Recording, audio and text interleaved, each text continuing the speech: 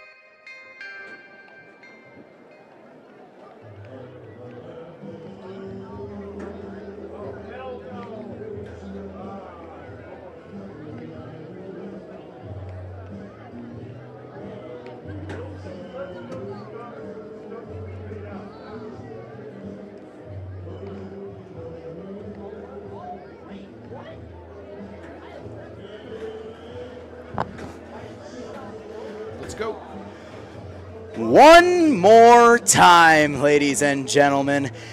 That's right. Unfortunately, the end of the season is here for the last home game of the Jamestown Tarp Skunks season. Hello, everyone. Welcome back to the Jamestown Tarp Skunks YouTube channel. I'm Matty G alongside Mr. Dre Guinness. And you know what? At this point, it's just time to have some fun. Not only is it time to have some fun, but my pregame notes are very simple. Skunks clinching a playoff spot last night with a 4-1 win over Niagara Falls. Nothing else matters. Finally, and it's kind of bittersweet that at the last game of the season, I don't have to be analytical. I don't have to tell you the Skunks need to win this game or they can't lose this game.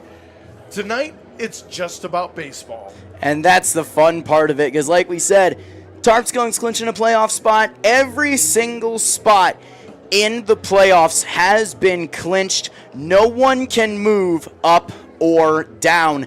The 4 spots are in place. Batavia Muckdogs will be the number 1 seed. I believe it is the Auburn Double Days. Auburn Double Days at number 2. The Elmira Pioneers at number 3. And then at number 4 is your Jamestown Tarp Skunks. So they, when playoffs hit, will go to Batavia for the first round of the playoffs. And that's something I'm really excited to see. And one thing I will also say is I had a chance to talk to Coach Ryan Hill. First off, congratulate him on bringing the team to the playoffs for the 3rd time in the last 4 years. And he said that his strategy basically for these last few games is to make sure that this team has some fun and make sure that everyone is as rested as possible going into the playoffs. So there is going to, he did say that there are going to be some very interesting changes in the lineups that you might see in the upcoming games. One thing he said, upcoming later on this week, going into next week, they have a game in Elmira where he said, I don't think we have an actual pitcher in the roster that's going to throw that game. So it'll be interesting to see what sort of concoctions and cocktails Coach Ryan Hill can come up with today or upcoming days. Yeah, I talked to him today myself, and he was saying that Connor Kiefer and DJ Stojanovic are probably in the rotation for tonight. So at some point, we'll see them take the mound, I'm sure. But, I mean, it's a good strategy, resting all of your pitchers to make sure your top-line pitchers are ready to go. Your top-line pitchers is your Gage Hayes, Sam Huff, Hayden Givens-Craig. Those 3 guys, plus Shaniel Maldonado. Let's not forget that Shaniel Maldonado, who has played some on defense during the course of the season, has been playing DH a lot. He's also a very talented pitcher. If you go back to the game against Geneva on Wednesday, or the doubleheader against Elmira on Sunday, he started game 1 and went 7 complete innings, no runs, 3 hits. So if the Skunks can keep those guys rested and ready to go, I'm going to come right out and say it. Batavia is beatable. Even though they come in at 31-8-1 tonight, Batavia is beatable on their own turf as well.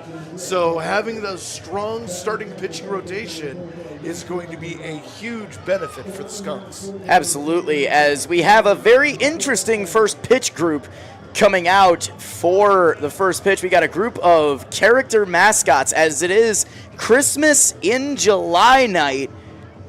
So there's Christmas music playing around the field. There's going to be a bunch of Christmassy activities throughout the course of the day. Tickets are free, by the way, so if you are in town and looking to come check out a ball game, it's going to be a fun one tonight. As we did mention, Ryan Hill is looking to have some fun. But there is a group of mascots out there. I see Santa Claus out there. I see Olaf out there. You see Anna and Elsa from Frozen out there, as well as a basketball, the Planters Peanut, something like that. No, that is the old school Mr. Cheese from the old, 70s and 80s cartoons. So a very interesting lineup of mascots out front. And while they're throwing the first pitch, we'll throw it over to Mr. Dre Guinness to tell you about the crazy starting lineups for today. All right, let's take a look at the starting lineups first for the Batavia Muckdogs. Leading off and playing center field will be Travis Hammond. Jake Butler batting second at third base. Cooper Romich, the designated hitter, will bat third. Batting fourth, James Bolton, the catcher. Justin Austin is the extra hitter, and he will bat fifth. Sean Mendez is the left fielder. He will bat sixth. Batting seventh, Justin Espinal, the first baseman. Right fielder, TJ Morris, bats eighth. Caleb Walker, the shortstop, bats ninth.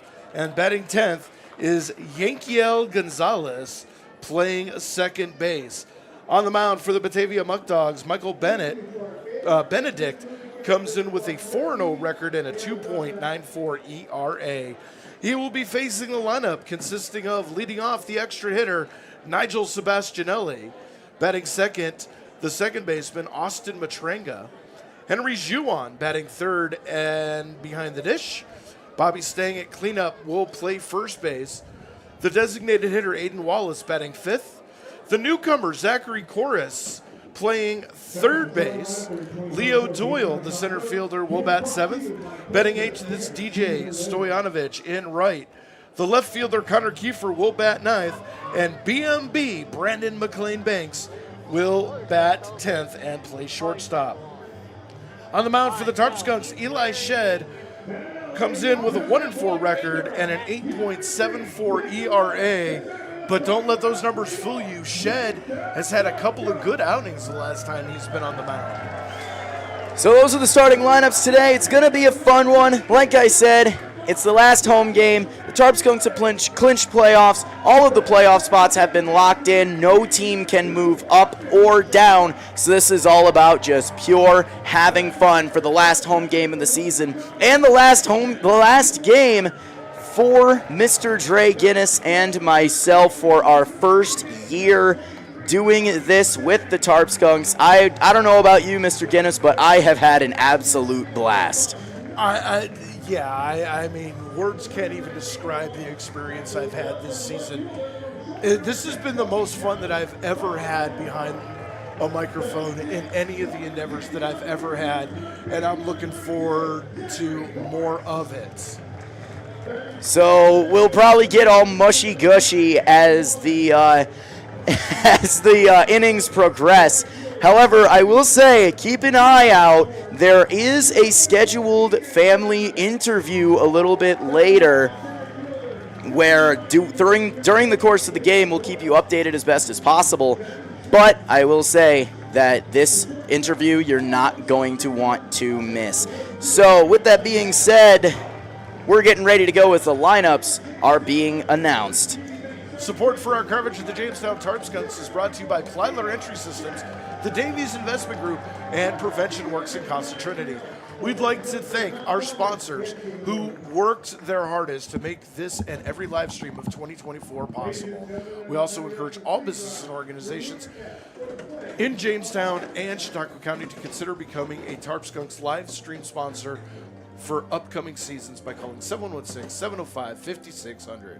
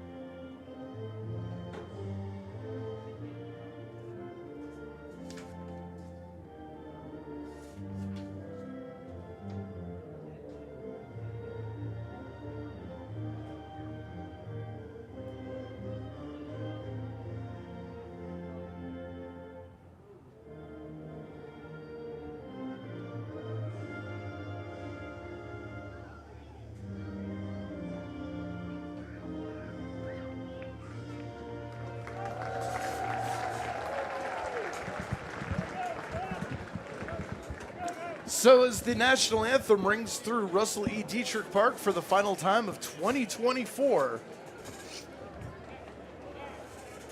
Oh, we have a. I thought we were going to get a standoff there for a second, but The umpire's quickly calling that off. yeah, Connor Kiefer didn't put up much of a fight for that one. However, there was basically 4 members of the bullpen that were standing down the first base line. Unfortunately, it was Connor Kiefer that was the first one to be looked at by the umpire and shooed him away. So the Batavia Muckdogs won that national anthem standoff for the last home game. Everyone's just looking to have fun today. Yeah, and I've actually been waiting for one of those all season long. And, come on, Blue, you have to let the guys have some fun on the final home game of the season. Let's take a look at the defensive alignment for the Jamestown Tarp Skunks tonight. It's going to be Connor Kiefer, Leo Doyle, and DJ Stoyanovich from left to right. Zachary Corus, Brandon McLean Banks, Austin Matrenga, and Bobby Stang from third to first. Henry Juan, the stalwart catcher behind the dish, and on the mound, left-hander Eli Shed. He will face the 1-2-3 hitters for the Batavia Muckdogs, Travis Hammond, Jake Butler, and Cooper Romich. And here to start the ball game off for the final time in 2024, it's Matty G. All right, one final time. Let's give it our best shot, shall we? I give it my best shot every time. Yeah, I mean, if you're not giving 100% of what you've got, then are you really doing your best? As, the one thing I also noticed, we are not the only commentary team here. Now, the Batavia Muckdogs have had their away games live streamed as well, but that's not the only one either. There is a entire kids crew here today for WNY News Now is what I believe it is. There is an entire camera crew, an entire on-air crew, everything besides the 2 main directors of Jason Sample and Justin Gould are children from ages 11 to 16. I absolutely love that. Including the on-air personality. One is Jason Sample, the other is an 11-year-old girl that is doing commentary today, which I think is awesome. Absolutely. So, as we get underway, first pitch to Travis Hammond from Eli Shed is on the inside corner, called strike 1, and we are underway. Final game of the season here at Diethrick Park, getting underway 4 minutes late. Oh, heavy swing and a miss as Travis Hammond was way out on his front foot. Eli Shed known to go to that off speed that is so different in perspective from his fastball. Count 0-2. The southpaw has his pitch. The rock and fire. High and away, 1-2. Trying to put a fastball at the numbers, get Hammond to swing underneath. Just missed his mark. 1-2 the count. Shed wheels and deals. Popped up down the left field line. Going over is Kobe Jones. He just misses the ball in foul territory. He was starting to slow down because he was getting close to the fence over down the line. And because he slowed down, that just put him out of reach, but luckily keeps him safe. Yeah, I mean, at this point of the season, you don't want to kill yourself going after a foul ball. So count remains 1-2.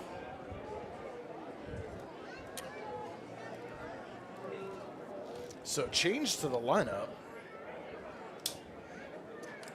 The 1-2. Off speed, missing low and away. 2-2 the count now. Kobe Jones, and I'm not sure where he's going to hit. So the lineup that I have is the one that was provided for me at 3 o'clock this afternoon. So there must have been a last-minute change. As there's a ground ball up the middle, fielded by Eli Shed himself. Underhand toss to Bobby Stang. 1 up, 1 down.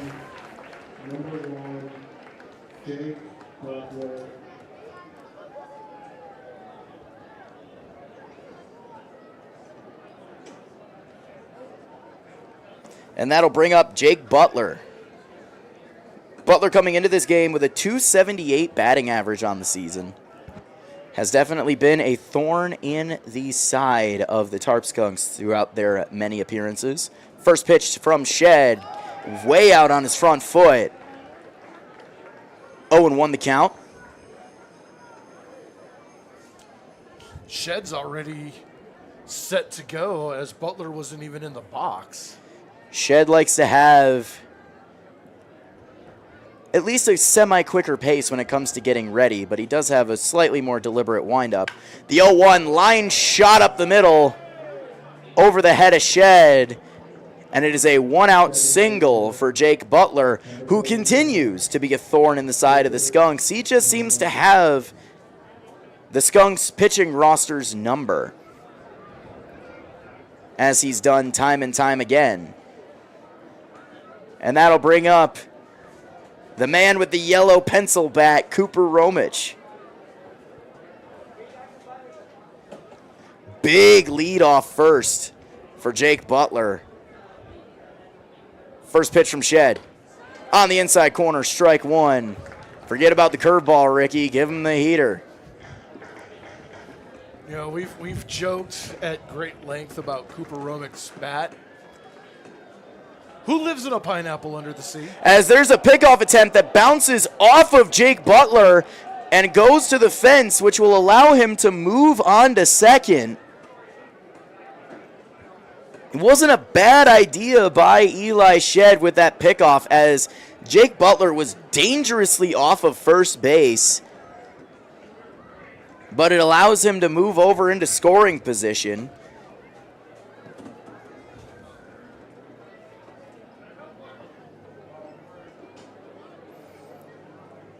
So counts 0-1. Shed comes set. The 0-1. Off speed, missing high and away. 1-1.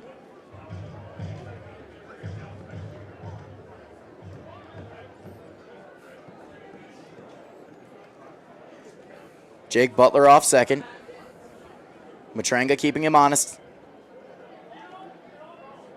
Checks the runner. The 1-1. Runner goes. Fouled off. And into the netting. 1-2 the count. However, that's something that Eli Shed and Henry Juwan behind the dish have got to take note of. Jake Butler's looking to play aggressive today. Yeah, for the Batavia Muckdogs, they definitely don't want to get a loss hung on them today. Especially, these two teams are going to face off again tomorrow in Batavia. It's all about momentum at this point. Checks the runner. And there's the inside pickoff attempt. Just keeping Butler honest, moving him back to the bag. These two teams will also face off in the first round of the playoffs. Shed comes set. The 1-2. Off speed, missing away. 2-2.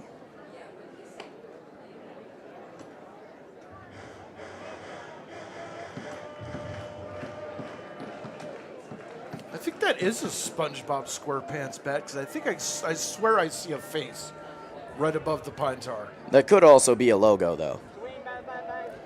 You know, it's been a long season. Allow me my delusions. The 2-2 fouled back to the backstop. And we'll do 2-2 all over again.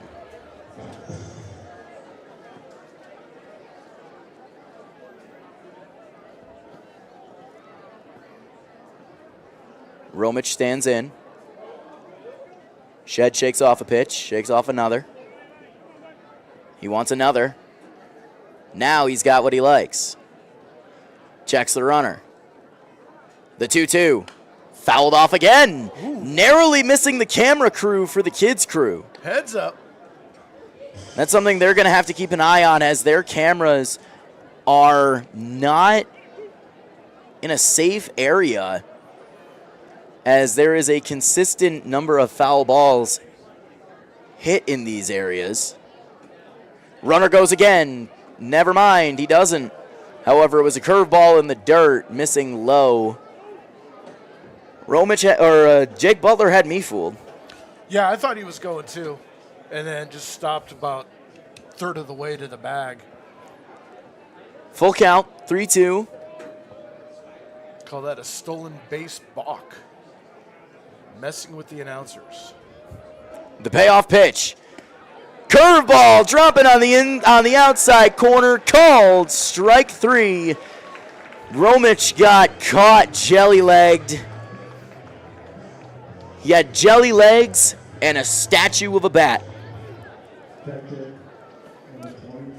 Jelly legs, jelly donut. Jelly Roll. Good artist. If you haven't listened to anything from Jelly Roll, do so. He's a really good singer. So James Bolton stands in.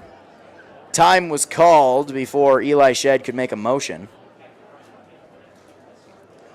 Bolton, the catcher, batting .387 on the season. He has the highest batting average for the Muckdogs roster in the batting lineup tonight.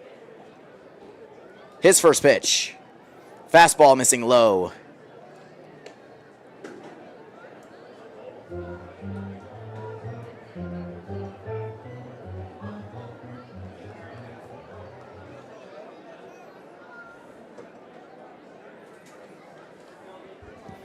The 1-0. Curveball getting Bolton out on his front foot. Swing and a miss.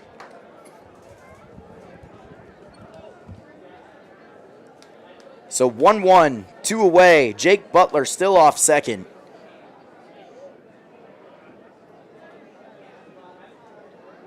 Checks the runner, the 1-1 pitch. Curveball dropping in the zone. Like I said, Eli Shedd loves to change speed, change location. He will use the off-speed in times you wouldn't expect him to use said off-speed. And that was a beautiful off-speed pitch. Started off way outside the plate, broke back in. The 1-2 delivery. Ground ball towards first. Picked on a weird hop by Stang. Toss on to first by Shedd. Barehanded grab. What a play by Eli Shedd. As his momentum was pulling him off the base, he was able to hold on just long enough to make the barehanded grab for the third out of the inning. So as we go to the bottom of the first, 1 run on 1 hit, 1 error, 1 runner left on base, or no runs on 1 hit, 1 error, 1 runner left on base. Bottom of the first on the way, Tarp Skunks coming to bat. Support for our coverage of the Jamestown Tarp Skunks is brought to you by Plyler Entry Systems in Jamestown. Plyler Entry Systems has been serving the area since 1967, and they are a proud member of the Builders Association of Northwestern Pennsylvania, the Manufacturer and Business Association, and the International Door Association. They offer a wide variety of products from a number of the major manufacturers within the industry. When it comes to doors, they are the experts. Plyler Entry Systems is the proud sponsor of Whiffy, the Jamestown Tarp Skunks official mascot. To learn more about Plyler Entry Systems, call 716-296-0595 or visit plylerentry.com. As the Batavia Muckdogs take the field, Mindas, Hammond, and Morris from left to right. Butler, Walker, Gonzalez, and Espinal from third to first. Bolton behind the plate. And on the mound, Michael Benedict, 4-0 with a 2.94 ERA. He will face the 1-2-3 hitters of Nigel Sebastianelli, Austin Matrenga, and Henry Juan. And here to bring you the bottom of the first inning is Matty G. All right. Thank you much, Mr. Guinness. So, for the last time in the regular season, as we don't know what will happen in the playoffs, for the last time in the regular season, the Tarp Skunks will be coming to the bat for the bottom of the first here at Diethrick Park. And here's an interesting question. You can come up with thought now. You can think on it if you choose, but I've got a question for you to ponder, Mr. Guinness. All right. Over the course of this season, what has been your favorite memory being on the air? The walk-off against Auburn. Austin Matrenga with the ground ball that went off the second baseman's arm. I think that right there is probably my favorite moment of the season. Yeah, it's because it was also your first walk-off call of your baseball commentary career. I mean, that doesn't really, that's nice. It doesn't have much to do with it, though. I think that was the game that really showed me the heart and the determination of the Tarp Skunks. First pitch to Sebastianelli, missing away for ball one. There's a nice article about not just Sebastianelli in the Post-Journal. I'll tell you about that here in a moment. The 1-0 from Benedict. Cut on and missed. And with a swing like that, Sebastianelli was looking for a triple down the right field line. I want to say it was Saturday, the game against Geneva. 1-1 pitch, also cut on and missed on the off speed. 1-2 the count now. There was a young fan who had a couple of autographs on a baseball that lost the ball in the bleachers. Sebastianelli saw that and grabbed a baseball, went into the clubhouse, and got everybody on the team to sign it. Fastball cut on and missed upstairs. Sebastianelli down on strikes, one away.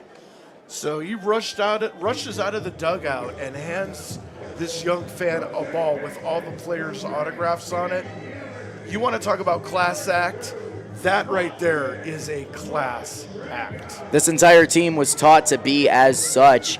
And, you know, that's not the only one. Eli Harpelani has shown many a time to hang out with fans. He has a little tradition where he goes and has some fun with the members of the beer garden before the game. First pitch to Austin Matrenga, missing high and away for ball one. His little tradition that he has is he will knock on the door, they'll let him in, and then he'll go and check his reflection in the cooler, check his reflection in the reflection of the cooler. Like, check to make sure how he looks, make sure everything is okay. You know, he'll joke around with the members in the beer garden. So it's a fun time with everybody in the Tarp Skunks lineup. The 1-1 pitch. Ground ball towards second. Picked up by Gonzalez. Toss on to first in time. 2 away. And I think that's the biggest thing with the Skunks this year has been the growth of that culture.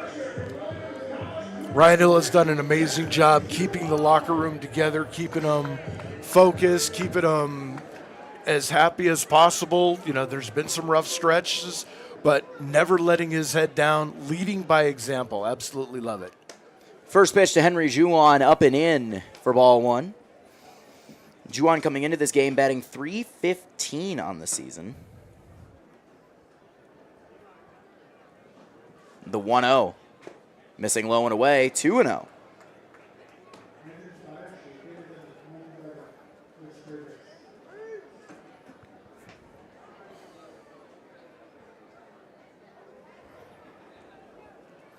The 2-0 pitch from Benedict. Low and away, 3-0 now to the Tarp Skunks 3-hitter. So Eggs steps back on the mound.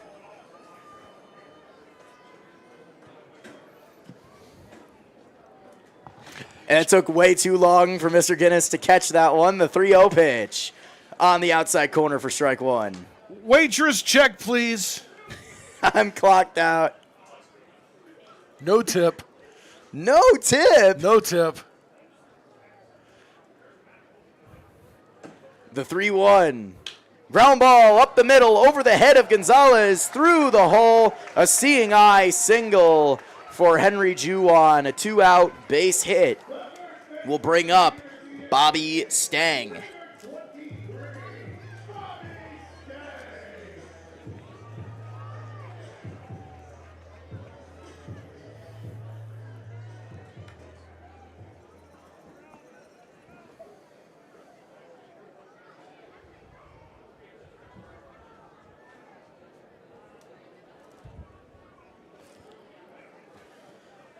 First pitch to Stang. Low and away for ball one. Little off speed missing. Yeah, that's not a place you want to miss Stang, though. Low and away where he can extend the arms, extend the barrel of the bat. Gotta be careful missing there. The 1-0. Also missing low on the fastball. 2-0 now. You know, the story you were telling me about Eli Harpelani reminds me a lot of Jeff Francoeur. He had a tradition at the Oakland Coliseum, of all places. As that pitch is popped up, shallow left center. Cam's underneath it is Walker, and he will make the grab for the third out of the inning. No runs, one hit, one runner left on base. We're going to go to the top of the second now. It is still scoreless.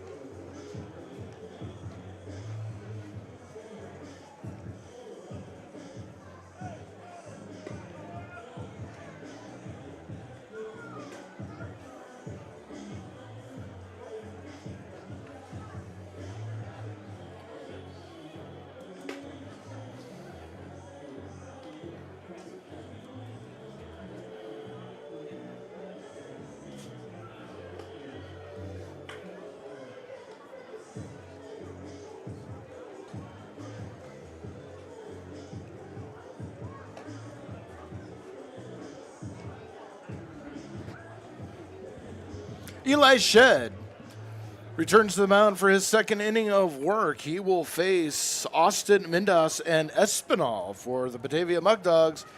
And stepping up to the mic, it's Matty G. All right, we're back, ready to go.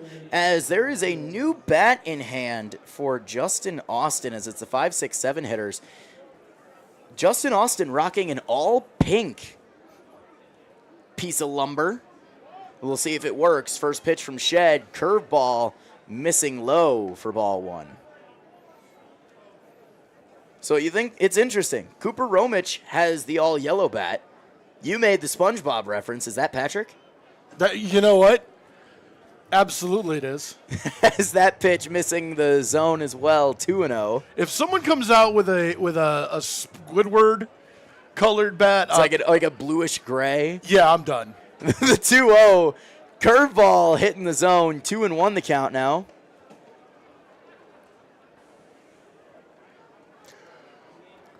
Very nice crowd here tonight. Of course, last game of the season, everyone wants to come out, especially considering tickets are free. The 2-1 pitch just missing inside. Juwan trying to make a good frame job, but it wasn't fooling the umpire. 3-1 the count now.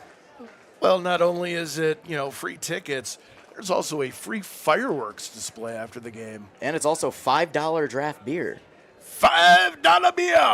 The 3-1 curveball missing inside, ball 4. It is a leadoff walk for Justin Austin. So it's not $2 beer, even though that was Mr. Guinness's favorite thing to let everyone know about. Oh, wait till you see the commercial next year. $2 beer! Yeah, I'm already. So this is the final home game of the season. I'm already starting work on stuff for next year. Commercial scripts, new graphics.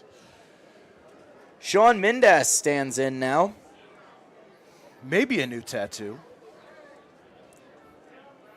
His first pitch, foul back to the backstop. 0-1 the count. I've been heavily contemplating just saying, forget the deal I made with the guys if they make it to the championship game. I just might get the Skunks logo tattooed.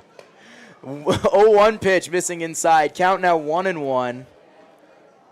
And, I got to say, you talked about the sizable crowd. I'm going to make the prediction that there is easily upwards of about 1,200 people here right now. or more. Let's see, let me take a look. I'm usually good at estimating crowds. 1-1 pitch, missing low and away. 2-1 to Mr. Mindas. I would guesstimate that we're probably closer to 15 to 16. This is a 3,000 seat facility, and it's pretty full. 2-1 pitch, cut on and missed at the curveball in the dirt. 2-2 now. And then, of course, we can't see all the people wandering around the concourse, getting the concessions, getting their merchandise for 15% off tonight. The 2-2, missing away. Count is now full to Sean Mindas.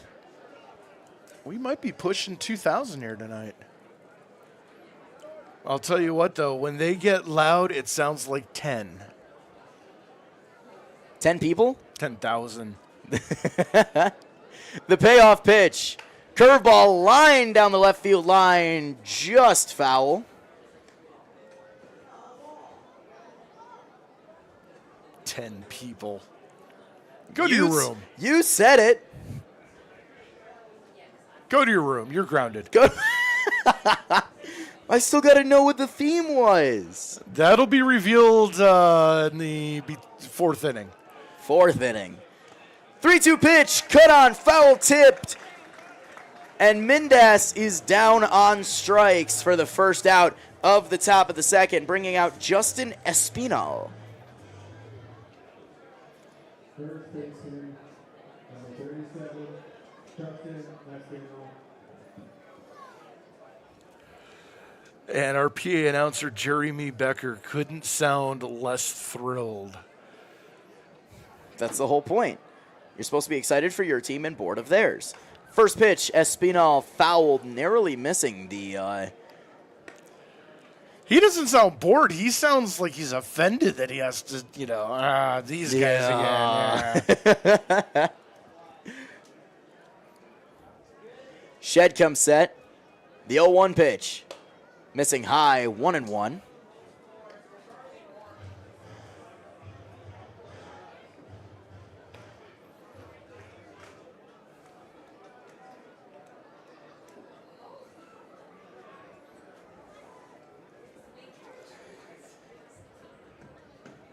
The 1-1 pitch. Curveball just missing the outside corner. 2-1 count.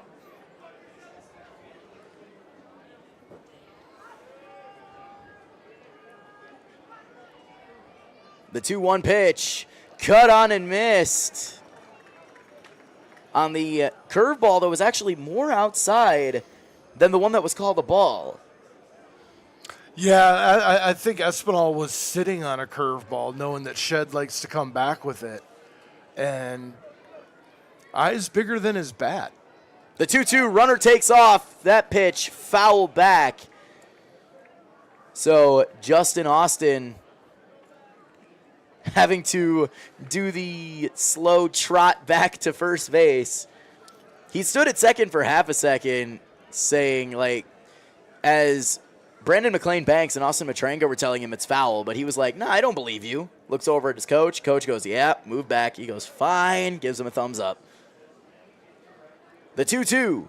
Curveball lined into left field. Going back is Kobe Jones on the track. He makes the running grab for the second out of the inning. That liner had some good power on it. Luckily, Jones with his speed coming up clutch for the second out of the top of the second. And that'll bring up TJ Morris. Wind's blowing in a little bit here. I wonder if that affects the flight of the ball, because that was a well-struck baseball. So 2 out now. First pitch to Morris. Line drive through the Tony Gwynn hole, as we continue to call it, between short and third. And it is a 2-out single for TJ Morris on the first pitch, allowing Justin Austin to move into scoring position. And that'll bring up the 9-hitter, Caleb Walker.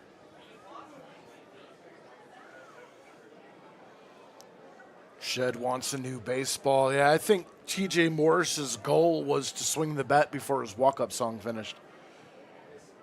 He's the away team. He doesn't get a walk-up song. In his head, he has it. Touche. Caleb Walker, the lefty, stands in. Shed checks the runner at second. First pitch. Missing way inside. Caleb Walker having to do a little matrix back bend.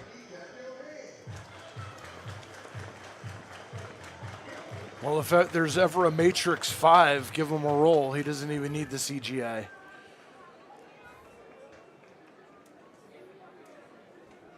Shed comes set. The 1-0 pitch. Curveball hitting the outside corner. And I have a feeling that there was a little bit of mind games there by Eli Shed, purposely throwing the inside fastball, then going to the outside curveball, just breaking the eyes and jellying the leg of Caleb Walker. I have a feeling that inside fastball might have been on purpose.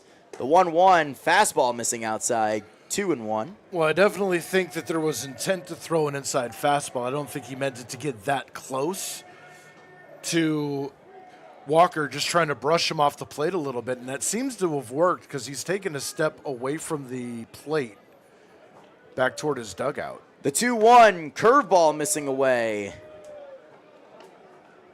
And Caleb Walker in control now with the count 3-1. And this is where, as Henry Jouan, the catcher, you're calling fastball. Quit messing around with the breaking stuff. Get it over right here. Shed comes set. The 3-1 pitch. Curveball or fastball missing way away for ball 4. It kind of slipped out of the hand of Eli Shed. Luckily, they didn't have much to worry about, as no matter what, Austin and TJ Morris would have been safe if they tried to throw down, as they were really hurrying, just trying to make sure that they get the ball back so that way Austin doesn't try to advance to the plate. And that'll bring up the number 10 hitter, Yankiel Gonzalez.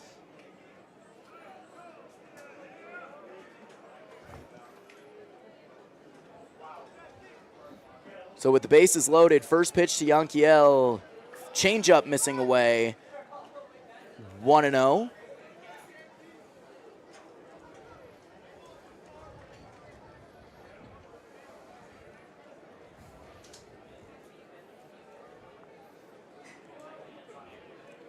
The next pitch from Shed. Cut on and missed. At the fastball on the outside corner.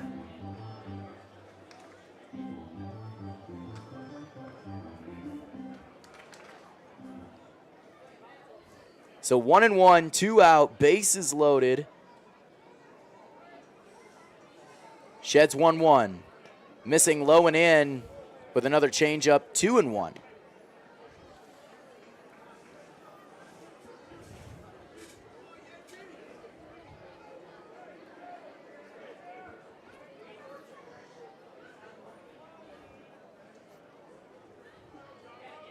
The pitch.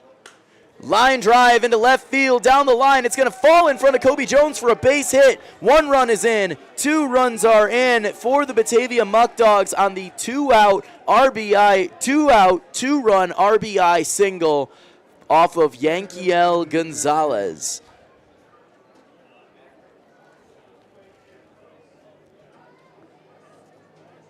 And that's going to bring about the top of the order with Travis Hammond.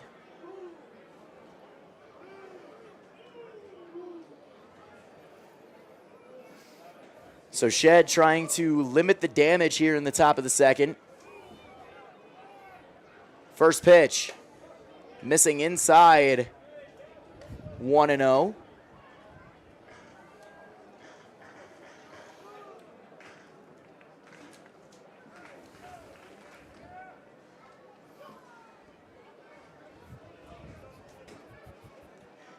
Shed comes set. Checks the runner at second.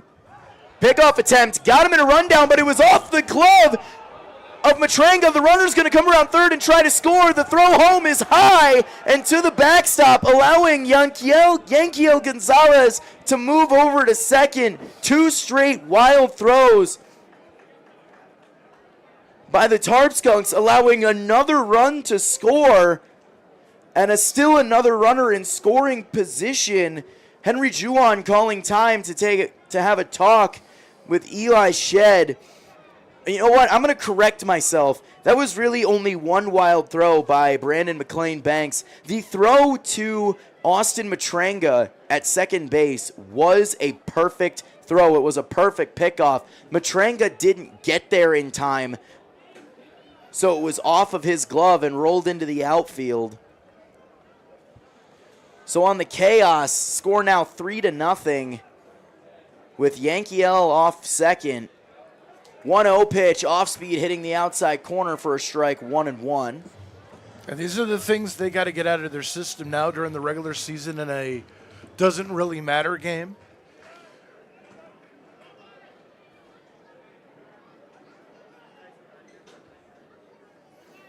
Checks the runner. The 1-1 pitch. Missing inside, 2-1.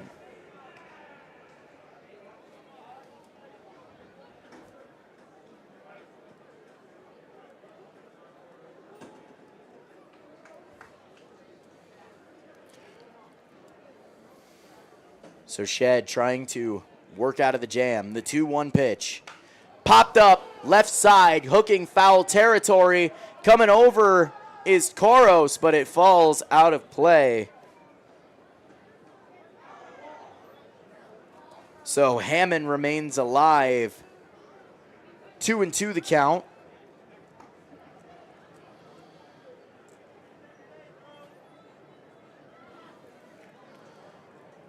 So 2-2, 2 out. Yankiel Gonzalez off of second base.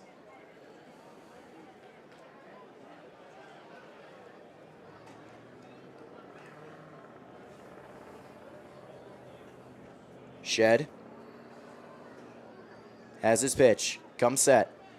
Checks the runner. The 2-2. Ground ball up the middle. Matranga is there. Fields it on his back foot. Throw on to first in time for the final out of the inning, but not before the damage was done. 3 runs on 2 hits, 1 runner left on base. We go to the bottom of the second inning. The score now 3-0 Batavia.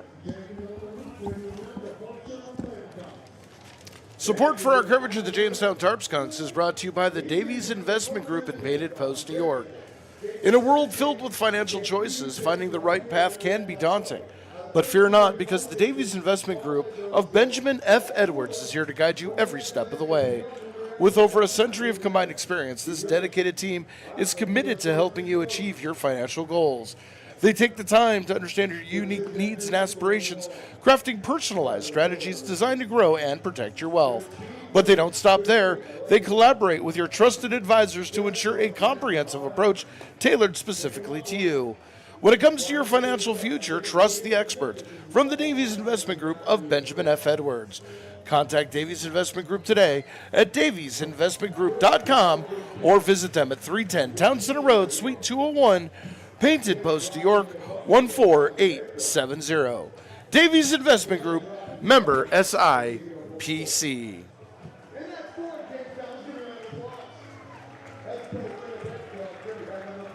It's going to be Kobe Jones, Zachary Koros, and Aiden Wallace due up for the Tarp Skunks. And here to tell you about it, it's Matty G. Thank you much, Mr. Guinness.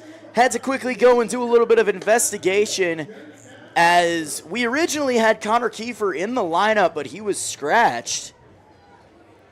So a few changes were made in the lineup. So it's going to be Kobe Jones, Zachary Koros, and Aiden Wallace.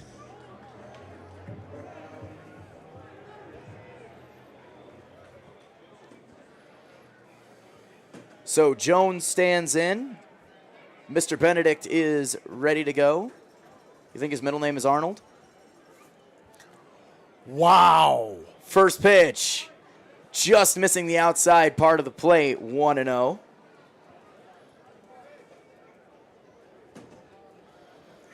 Was that a good wow or a bad wow? That was just wow. The 1-0 pitch. Line drive, left center field. Going back is Mindas. He won't get it. It'll roll to the wall. Jones around first. He will trot into second and hold there. It is a leadoff standing up double for Kobe Jones. Jones not waiting around. Finally finds when he can get the barrel of the bat around on it and drove it a good 360 feet or so to the wall, bouncing up against the wall. Warning track power, but a leadoff double. Warning track opposite field power, as Kobe Jones is left-handed. And so is our next guy, Zachary Koros. 2 for 4. As that pitch is hit high and deep to right field. Going over is Morris. He will make the grab just next to the warning track. I thought it was gone for half a second, but it will allow Kobe Jones to easily tag up and move over to third base. I'm not going to lie. Off the bat, I thought that was over. It had the sound. It had the lift. Just a little bit under it. And, I mean, still, warning track power, 330 some feet away. Yeah, I want to see more of this kid. Aiden Wallace stands in now with one away. Kobe Jones off third. First pitch on the inside corner called strike one. Aiden Wallace coming into this game batting .262 on the season. Yeah, that ball by Koros had a very similar look to Steven Scarfone's the other night. Next pitch missing high for ball one.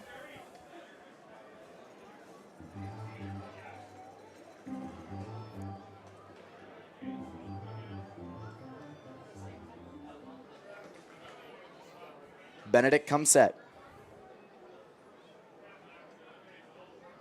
The 1-1. Missing low and away with the fastball. 2-1 now.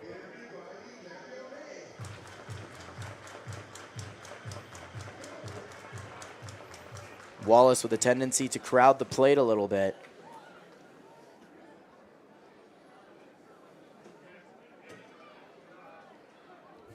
The 2-1 pitch.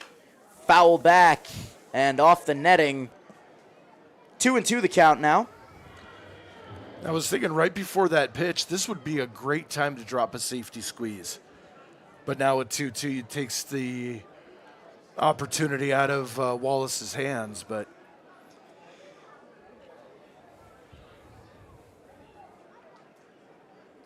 the 2-2 pitch. Missing high. Aiden Wallace working his first at-bat of the night. Full count.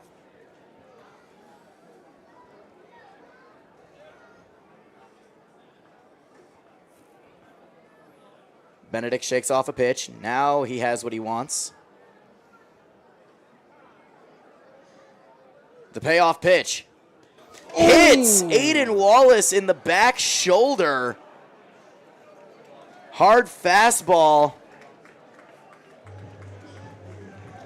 Hitting Aiden Wallace. Luckily, he is okay. However, that is going to sting, possibly leave a bruise. And that'll bring up the right fielder, DJ Stoyanovich, with runners at the corners. Stoyanovich, the team leader in RBIs with 22, has Skunks in the forest to bring home.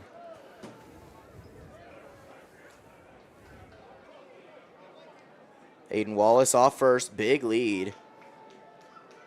First pitch, hitting the outside corner for a strike.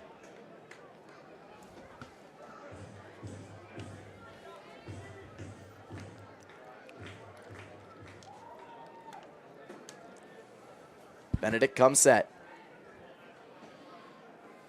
The 0-1. Fouled off.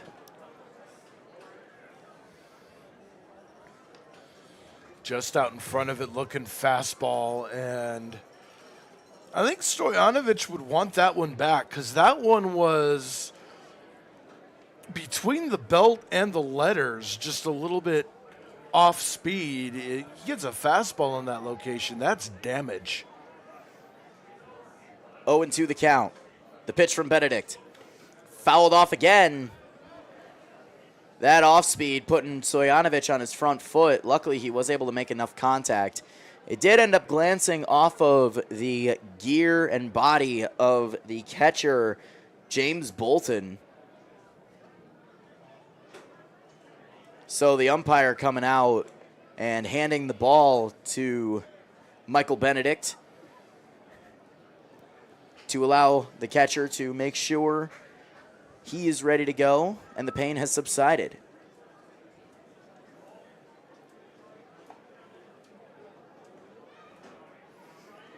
Catchers and hockey goalies have a similar mindset and a similar build. They get hit, yeah, it stings for a second, but it's just pain. Pain's temporary. Pride is forever. The 0-2 pitch. Missing low with a fastball, 1-2.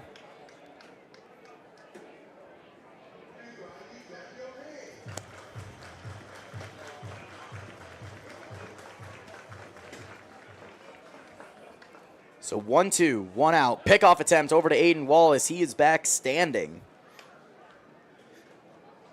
Aiden Wallace off first. Kobe Jones off of third. Benedict. Set and ready to go. The 1-2 pitch. Line shot up the middle. Falling. Diving grab made by Hammond. What a catch and throw in by Travis Hammond. On a game that doesn't even matter, Hammond still putting it all out on the line. What a catch. That was an incredible catch. It looked to me for a second like he was going to let it short, or it was going to short hop on him, but at the last second, stretching out, making the catch, and then getting up and throwing an absolute perfect throw to the plate. It might have gotten Kobe Jones. It might not have. We'll never know, but it would have been close. So 2 out now. Leo Doyle at the plate. Another pickoff attempt. Wallace still back standing.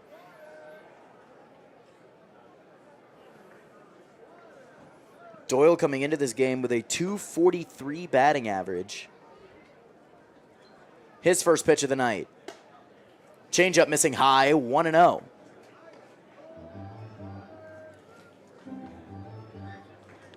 Skunks still trying to get Kobe Jones across. They at least want to answer back with those 3 runs in the top of the second in some way. The 1-0 pitch. Again missing high, this time a little inside as well, 2-0.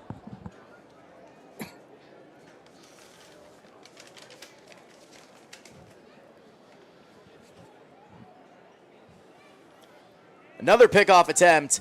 This time getting by the first baseman Espinal, allowing Kobe Jones to score, and Aiden Wallace moving over to second. Score now 3-1 off the throwing error by Benedict. Both Shed and Benedict, both starting pitchers, now with an error to their name for this game. Yeah, you live by the pickoff, you die by the pickoff. Eventually it's going to happen, statistically speaking. It happened early to Shed, and Benedict, I think, used up his allotment. The 2-0 pitch. Hits the heart of the plate at the knees. 2-1 the count. As Aiden Wallace now in scoring position off of second base.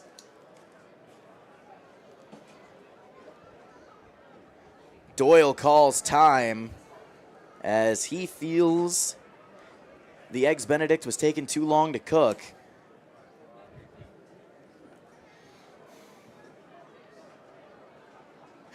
The 2-1. Missing low, and good stop by the catcher Bolton. 3-1 the count now.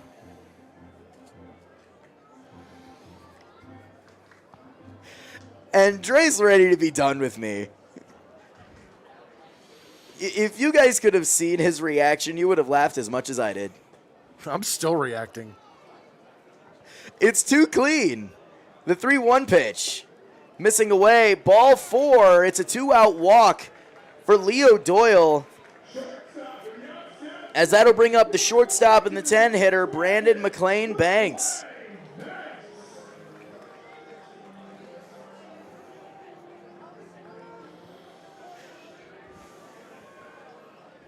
Was that the perfect joke at that time, Mr. Guinness? I mean, Miles Zoo and Michael Benedict, send your emails to. Ground ball through the Tony Gwynn hole.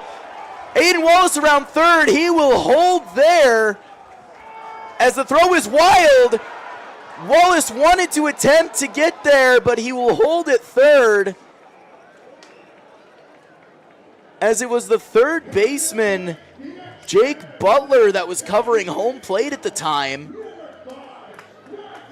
So the single by Brandon McLean Banks pulls the tarp over the field, as the corners are full of skunks. Bolton now calling time and having a talk. And now the assistant coach for the Batavia Muckdogs will also come out and bring in the rest of the infield with the bases loaded and 2 away. Top of the order to the plate now with Nigel Sebastianelli. And I think that was a good call by Ryan Hill to hold Wallace at third on the initial throw. I think that was a Wallace call, though. I don't think he felt the ball went far enough to where he was going to have a clean shot at the plate. And really, as a manager, that's what you're looking for in a ball player.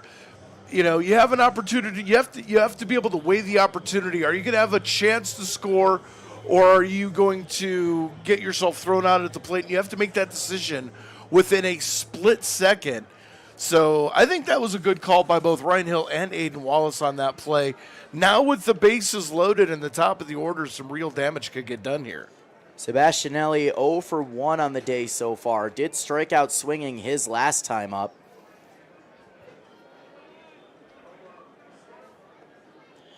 So Aiden Wallace off third, Leo Doyle off second, Brandon McLean Banks off first. First pitch, hitting the corner at the knees. 0-1. That one might have been a little generous. See if it'll remain consistent. Mm-hmm. The 0-1. That one missing low and in. 1-1 the count now. And I'm thinking that first one was just off the black. Close enough to call it a strike.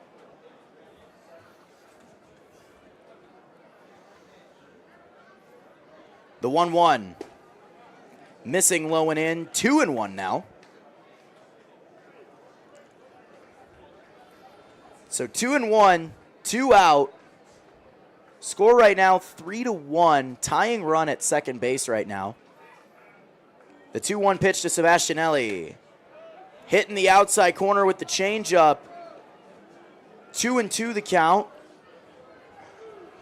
That was a good pitch in a good location at a good time. Sebastianelli, I think, was looking fastball, changing speeds and going out to the outside part of the plate. I think was an excellent pitch choice there. Now Sebastianelli has to tighten up. 2-2, 2 out. Benedict from the windup has his pitch. The delivery. Cut on and missed on the foul tip, and the bases will be left loaded. 1 run on 2 hits. Bases left loaded. We go to the top of the 3rd inning. Score now 3-1 Batavia.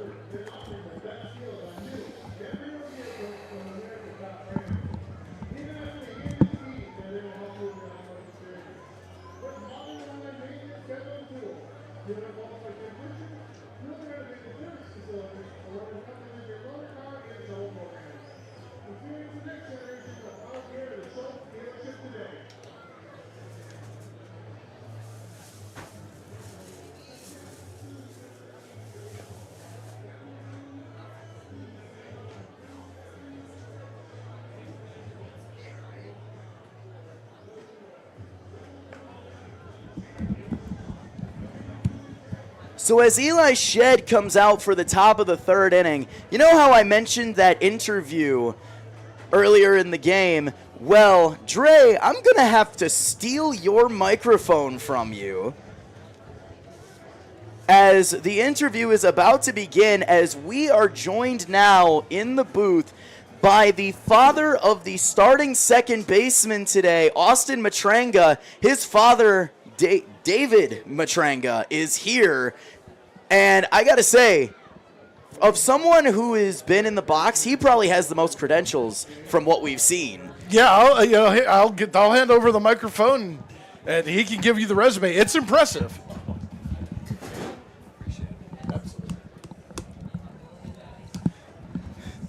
So, how was the trip from Arizona? It was actually really good. I appreciate you guys having me up here. This is some beautiful weather. We are certainly not accustomed to this in Arizona this time of the year. As the first pitch to Jake Butler is fouled off, 0-1 the count. I'm going to let you take over for a second. I talked about your credentials. While we take a look at the game and kind of watch what's going on, keep an eye on the umpire to tell you what the count is. Mr. Matranga, why don't you tell us a little bit about your credentials and your... They were the Jamestown Jammers back then. Brandon Inge, who was Jamestown Jammers back then. Brandon Inge, who was a longtime major leaguer, was playing on that team that year, so I remember him. And most of the teams in the league that you guys are playing at, Batavia, Auburn, are all places that I played. So pretty cool. Yeah, I mean, as you said, you've played on this field. You played in the New York Penn League. You were with the Jamestown Jammers. I remember back when I was a wee little lad, back when I was still doing concessions for the Jammers. So with that being said, you probably hold your son Austin to a very high standard then. Well, it's been a wonderful journey for us. I know how difficult this game is to play. Just having the fortunate, opportunity to play it at the highest levels, and so him and I have had a great journey together, playing, practicing, working in the backyard, and I think just my perspective has helped kind of keep things in line for him. And I don't get too high or too low with him. I just enjoy watching him play. To be honest, this is really fun for me. Do you add your stories in whenever you're trying to coach him? Or whenever you're trying to give him tidbits, do you use your past experiences as part of it? Yeah, I think I try to pass along to him the things that I learned, some of the pitfalls that I ran into, some of the failures that I had along the way, and try and help kind of curve that for him and help him kind of see around some corners. But ultimately, I want him to be himself. I want him to feel free to go play and not feel like he's judged with everything that he does.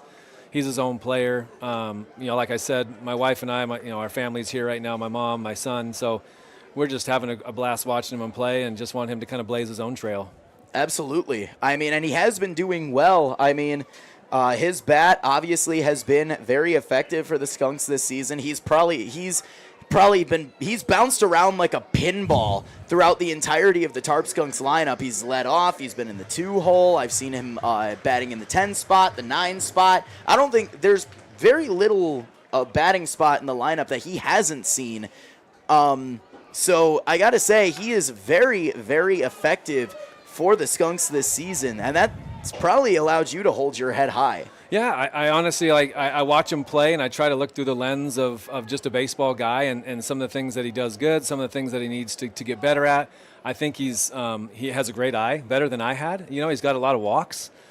Gets on base, seems to get on base a lot for the Skunks and try to set the table for the big guys. And I think he's assumed his role, well. He's not a guy that's going to be driving in, a bunch of guys hitting home runs and all that stuff. He knows what his role is, and I think he needs, feels like he needs to get on base wherever the coach decides to put him. So I feel like he's done good in his role. And we would both agree. I mean, we've talked about Matranga constantly throughout the course of this season, and we're glad that he was able to assume that's basically that starting position, whether that be in the on the field or just as like an extra hitter or anything in that regard. As Ryan Hill is going to come out, and it looks like we're going to be going to the bullpen after only 2 1/3 innings. Eli Shedd being pulled off the mound, and Peyton Ahlstrom is going to come in and take over. I mean, I did talk to Ryan Hill, and he did say that because these games are not like much of a matter at this point, he is going to make some interesting changes in the lineup to make sure that his main guys are fresh and ready to go. The main question that I have for you, as you have watched Matranga or Austin grow up from high school, or from middle school to high school to college to present day, what has he done that puts him above and beyond the rest to make sure he sticks with does he have like a strict regiment? What is his main regiment to improve on the game? Well, I think obviously when you look at him, the physicality, right? He needs to continue to get bigger and stronger. The game has changed, quite a bit from when I played. Yes, guys were big and strong back when I played. I'm not saying that, but like it's a massive emphasis on today's game, and he's always been, one of the smaller kids on the team, so he's always kind of looked at like that and feels like he's the underdog. So I think for him to have kind of persevered, got to this level, with maybe some naysayers saying he wasn't going to be strong enough, he wasn't going to do this or wasn't going to do that. I'm proud of him for working hard. He's definitely made strides in that department, needs to continue to make strides in that department, and I think that will probably be the biggest determining factor as to how far he takes this thing, whether he's done, when college is over, if he gets an opportunity, someplace else. I mean, we don't know, but I know that he needs to continue to get more physical and stronger. That's just kind of the way the game is trending these days, for sure. Yeah, absolutely. I mean, people are throwing faster and faster as the days go on. I literally just saw a video a couple days ago of a player that was doing some running throws, almost like an outfielder, to test on the radar gun. I think they're called coach shuffles. And he was clocked in at 107.5 miles per hour. So you are absolutely right when it comes to that retrospect. The game has changed. Yeah, there's a lot of Tommy John surgeries happening with pitchers, and I think that everybody's trying to figure out why, and it's really simple to me. Everybody is trying to throw as hard as they possibly can, because if they don't throw hard, they're going to get passed up, right? And so everybody knows that in order to get on the radar, to have a scout look at you, to have a college look at you, at least from a pitching perspective, you have to throw hard. And so kids are absolutely just training from such a young age at max effort. Versus kind of learning how to pitch first. They're just trying to throw as hard as they can, and I know exactly what you're talking about. Oh, tough play there. As the ball goes into the outfield, that's going to allow the runner to move to third as well. Jake Butler on third base, continuing to be a thorn in the side of the Skunks, getting on base now twice in 2 at-bats. Now, the question that I have, because the game has changed so much, and you're the one that brought it up, do you think that because of the way the game has changed, you have learned more from Austin, or Austin has learned more from you? That's a really good question. I'm a major league agent, so I represent, a number of professional players, and so I've had to adapt with the times. Even though I don't necessarily like everything that's changed in the game, I have to adapt. I have to know what's going on. I have to understand what pro teams are looking for. I need to understand what college teams are looking for, the metrics, all of these things. The numbers have just come into play so much from when they weren't there when I played. So, I think him and I have both learned together, what he needs to do to try to stay in the game, at this day and age versus maybe some of the things that I did. I still think you got to play hard. I still think you have to have a great attitude. You got to be a good teammate. You have to be able to mix in with the team and adapt to different coaching styles. I still think that, coaches are always looking for that guy that's going to be a great kid in the clubhouse. That's always going to play hard, that you know what you're going to get, right?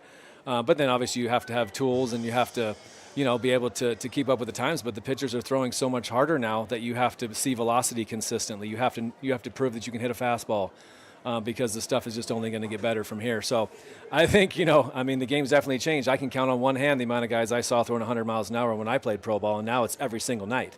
Yeah. The game has just changed so much, right? It absolutely has. Yeah. You look at some of the guys up in pro ball right now, the name that comes to mind is the starting pitcher, Paul Skeens. Who has been an absolute monster. When is the last time you saw a starting pitcher that averages 100 miles an hour? Yeah, Randy Johnson, Nolan Ryan, names like that. There was a handful of them that were pitching like that when I was playing. And a lot of guys were sinker slider guys that would be, 89 to 91, touching a 92. Like if you're throwing that hard, you're probably getting pushed aside nowadays, for sure. Yeah, absolutely. So the top of the third concluded, 1 run across for the Batavia Muckdogs. Score now 4-1. So I'm going to keep it here so we can continue to chat as the Batavia Muckdogs take the field for the bottom of the third. Dre, I'm going to steal another half inning from you. To make it up for you, I'll give you the 9th inning. You're going to give me 3 in a row is what you're going to do. Yeah, it's exactly what I'm going to do. I got to make it up to you somehow, as I'm technically stealing this inning from you. Or is it he's stealing an extra inning from you? You're stealing. He's welcome as long as he wants. Well, you heard it here first, folks. I'm taking him for the Hey, you're more than welcome. Come on in. So, no. fourth inning. We're going to have Hey, you switch. okay. That works. I got a whole series of questions. Okay. So it's like I'm going to get my set of questions with you, then he's going to get his set of questions with you. That's good. I mean, with someone of your knowledge, we obviously are going to want to pick your brain as much as possible, especially because of what you've done, how you've played the game, who you've played the game with, who you've seen, what you've done. I mean, there's so much knowledge up there that we could be here for literal hours. And I have a feeling, this is just a hunch just because of, the way that I grew up as well. Austin Matranga, has there ever been times that Austin has found your tidbits annoying in the younger years? Because there were times when I was growing up that I'd tell my parents to just back off and let me play the game. Has that ever happened to you? If it has, I haven't noticed it all that much, but I tried to keep my distance from him, and not be hovering over him and telling him every single thing that I felt like he was doing wrong and just picking him apart, So I've tried not to be that dad. Well, now's your chance to critique him as he is at the plate. Ready for a fastball. First pitch from Benedict. Ground ball. Past a diving Espinal. And it is a leadoff first pitch single for Austin Matranga. It was a pretty clean swing, in my opinion. Yeah, I felt like, he needs to be ready for a fastball, right? These guys are throwing their fastball. This guy's got a good arm, and I just feel like, you got to adjust off the fastball and be ready for that first good pitch to hit and be ready to hit. And I'm going to make the assumption he does know you're here. He does. I threw batting practice to all 3 groups today. Oh, that was pretty cool. maybe that was good luck. I don't know. It's almost like a father-son home run derby type deal. Nice. As there's another line single. Go. Matranga is going to try for third. The throw from center field is going to be in time. Matranga thrown out at third base. The aggressiveness not paying off. But Juwan allowed to move to second on the throw from Hammond. Hammond now with 2 great plays. He had the diving catch back in the first inning, the second inning, one of the 2. And then now he has the throw out for your son. Yeah, I think in that situation right there with no outs, as a base runner going from first to third, you really have to be 100% sure you can get there. And I felt like he let up a little bit around second, and that kind of cost him an extra step. So in that situation, you don't really want to be making the first or third out at third base. So I felt like that hesitation right there, he probably should have stopped. Well, good throw by the center fielder, though. I mean, right on the money. Great play. It was. Great Hammond play. is on point today. Yeah. As there's a shot by Bobby Stang, unfortunately just warning track power, as now there are quickly 2 away. God, my time is running out. I'm running out of time to ask him questions. Here's the main thing, though. Despite all of the ups and downs that Austin may have had throughout the course of his baseball career, how much do you think he's attempting to follow in your footsteps in any way, shape, or form? Obviously, he's going to want to play at the next level. Anyone playing in college, especially going to somewhere like Grand Canyon University, he's going to want to play at the next level. Do you think he's kind of striving to do that and maybe looking to what you've done as almost like a yellow brick road? Yeah, I mean, I think you'd maybe have to ask him how he feels about that. I think we've tried to keep things in perspective and just enjoy the journey together because, I understand how difficult it is to play this game at the highest level and how lucky you honestly have to get to be, in a position to move on to the pro level. This day and age, there's only 20 rounds. I'm involved with the draft every single year, and I'm seeing how difficult it really is to move on to the next level. So I think for him and I, we just try to take it a day at a time and really enjoy the process, enjoy where we are today. Because tomorrow's not something that's given to us, and you never know where you're going to be or when this thing's going to be over. So I think it's difficult to be the son of a former pro player. I'm very good friends with Jack Wilson. His son was the shortstop at Grand Canyon, and I represent Jacob. Went I think it was 6th or 7th overall to the A's and just got to the major leagues. And me and Jack have shared lots of stories together about, how you want to call it. As there's a ground ball through, Juwan's going to hold it third, and that's a smart call there by Ryan Hill, as Mindas was really he was in shallow left field. It would have, Juwan with his speed or lack thereof would have been dead to rights. So the inning remaining alive, thank goodness. So, anyway, I was just saying that it's just difficult, I think, growing up in the kind of the shadows of a dad who's played pro baseball, and I've never wanted him to have pressure on him that he has to be that guy or he has to go on and play pro baseball or he's a failure. Like, that's not at all how we've gone about this. So you haven't been hard on him? No, I mean, hard on him in the sense that I wanted him to work as hard as he could, that he was going to give it his all, and if he was going to play, that he was going to play hard, and he was going to do everything he could to be the best that he could be, but not that. Oh, nice. As there's a line shot into left center field. That's going to fall for a base hit. Juwan will score. McLean Banks Jones around second. He will go to third as everyone's trading places. Score now 4-2, and the inning still remaining alive. Yeah, so hard on him in the sense that I wanted him to always stay locked in, and if he was going to do something, to do it to the best of his ability and give everything he has. Not that you have to go 5 for 5 or you have to make this team or that team or you're a failure. It's more of like you're going to give this everything you have, and that's going to be your judgment whether you're successful or not, is really when you look back, did you give it everything you had? Absolutely. And I think that Austin's gotten the most out of his ability this far, and where that takes him from here, I don't know, but it's been, like I said, it's been fun to watch the journey. Yeah, I mean, it would be fun for anyone to watch someone go in the footsteps and just continue to play the game as hard as Matranga has, especially for this team. The way I kind of describe his play style, he's quietly great is the way that I would describe it. He's not big, he's not boastful. Throw down to second, not in time. McLean Banks going to try to score, throw into home, not in time. Jones will score. Score now 4-3 on the throw down to Koros. And let's see, where was I? No, he's very similar to the style that I had, right? I wasn't super flashy. I didn't have really big tools. I had a little power. I could play a good shortstop, but I always had to, I think in order for somebody to warm up to my style of play, you had to watch me play about 5 or 10 games, 15 games. And then you kind of, a day in and day out, you kind of get the sense, okay, I know what I'm going to get with Dave. I think you kind of know what you're going to get with Austin, right? He's going to go out and play a solid defense most of the time. He's going to get on base. He might get some hits here and there. He's going to be a nice little steady player for you. Absolutely. Yeah. And he's proven that throughout the entirety of this season. But the one final question, the last question that I have for you, Mr. Matranga, is are you proud of your son? I'm so proud of my son, yeah. It's a lot of fun to come out here and watch him play. And honestly, you guys have made this a wonderful summer for him.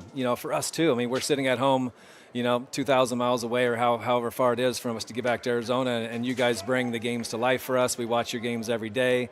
It's fun to be able to put faces to the voices that we've been hearing all summer. The front office, the whole crew here at Jamestown has made this such a neat summer for him. He came here with one of his great friends, Austin Kalsick, who he kind of grew up playing club ball with. We're great friends with his family. And, just everything that you guys have done here, it's kind of like playing pro baseball. This is kind of how I felt like it was, driving buses around the New York Penn League and don't have to go to class. You just wake up and, you wake up and go to the field every day. And so it's been fun. Just eat, sleep, and breathe baseball. That's right. And there's the final out of the inning. Score now 4-3 as we're going to go to the top of the 4th inning. Now, I do have one more question, completely off topic, before I turn you over to Mr. Guinness. The question that I have, how freezing are you over here compared to the dry heat that you would experience in Surprise, Arizona? When I left home, I think it was 114, and then I get off the plane here, and it was about it was like 70, and I'm like, oh my gosh, I don't know if I brought warm enough clothes. Like, we're wearing jackets, You needed a sweatshirt. But it's been absolutely gorgeous. When we were here the first time, we were here in June. At the end of June, it was a little warm. You guys were having like a humidity and a hot spell, and I was like, oh my gosh, this is hot. But this is absolutely amazing. So this is nice to you. Oh my gosh, this is California weather where we grew up. This is beautiful. All right, well, That's all for me. However, I know that Mr. Guinness has a set of questions for you, so we're Amazing. going to do a little rotation do-si-do. Okay. I'm going to give you my headset, as Dre is going to take his. And absolutely, here's round 2 for you. That was awesome. All right, Matty G, thank you very much. And David Matrenka, thank you very much for joining us here in the booth. I appreciate you having me. And so you got the softball questions. I'm going to bring some hardball Here we go. questions in here for you. Okay. So when did you make your major league debut? That's a really June 27th. Is that? I think it was sometime in June in 2003. 2003. Yeah, I don't remember the exact. I think it was June 27th. I know I got called up and then I sent back down, and I didn't get in a game, and then I had to come back up before I finally made it in. So I think it was June 27th, but I could be wrong. And I heard you hit a home run in your first major league at bat. I did. Who was that off of? That was off Joaquin Benoit, who played a long time in the major leagues, and I actually came up facing him in the minor leagues when he was with the Rangers, and then I ended up facing him as my first at bat, which was kind of cool. Yeah, and neat deal. So did he John Kruk you? Did he throw you a BP fastball, or was it? Yeah, no, you know what? So I told myself I wasn't going to swing at the first pitch, right? And I think it was ball 1, then strike 1, and they're both outside fastballs. And I said, okay, he's either going to come with a slider or he's going to come something inside right here. And I said, I can't be looking for a slider because if he throws a fastball, it's going to blow me up. So I was looking for a fastball, and it was like a sinker down and in, and happened to get the head on it. And I can see it like it was yesterday. It was a lot of fun. Fly ball to center, grabbed by Doyle, and quickly there is one away. So I have to ask you, because of the year that you came up, obviously a couple years after Barry Bonds did what he did, the 73 home run season, there is a lot of, that was right at the heart of what is now known as the steroid era. So as a player agent now, as a former major leaguer, I have to ask the question, do you think that it was limited to guys like Rafael Palmeiro, Barry Bonds, Roger Clemens, or was it pretty much prevalent throughout the major leagues?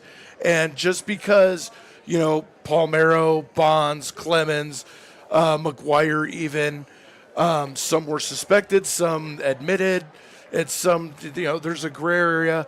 Do you think that those guys are getting a bum rush as far as the Hall of Fame goes?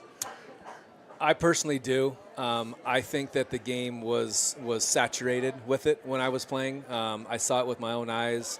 Guys around me would come back the next year and just be entirely different looking people, different players. They'd go from hitting 5 home runs to hitting 30 the next year. It was all over the place. Organizations were definitely turning a blind eye to it. I even had coaches that were, I don't know if you want to call that. Ground ball to short, picked up by BMB, throwing a first, 2 away. Turning a blind eye, recommending it, I guess, in a way, kind of like understanding, like, hey, you're not going to get to the big leagues unless you come back a different person. So, ironically, I was roommates with Ken Caminetti. Yeah, Ken Caminetti was an individual. He was an amazing guy, an amazing friend. Took me under his wing. Obviously, he was the whistleblower that kind of came out with everything, and. So I have some unique stories from his perspective of coming up through it and what it was like to be a player during that era. And so I'm of the opinion that, yes, I think there's a lot of guys in the Hall of Fame that did it, and there's a lot of guys that aren't in the Hall of Fame because they're accused of it. So, yes. So since we're talking about the Hall of Fame, and I am going to bring it back to Austin here, but, it's not every day that I get this opportunity to talk to someone with that level of experience.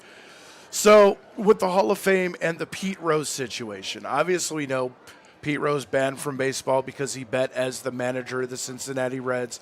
The question that I have for you is, do you think Pete Rose should have consideration for the Hall of Fame as a player only?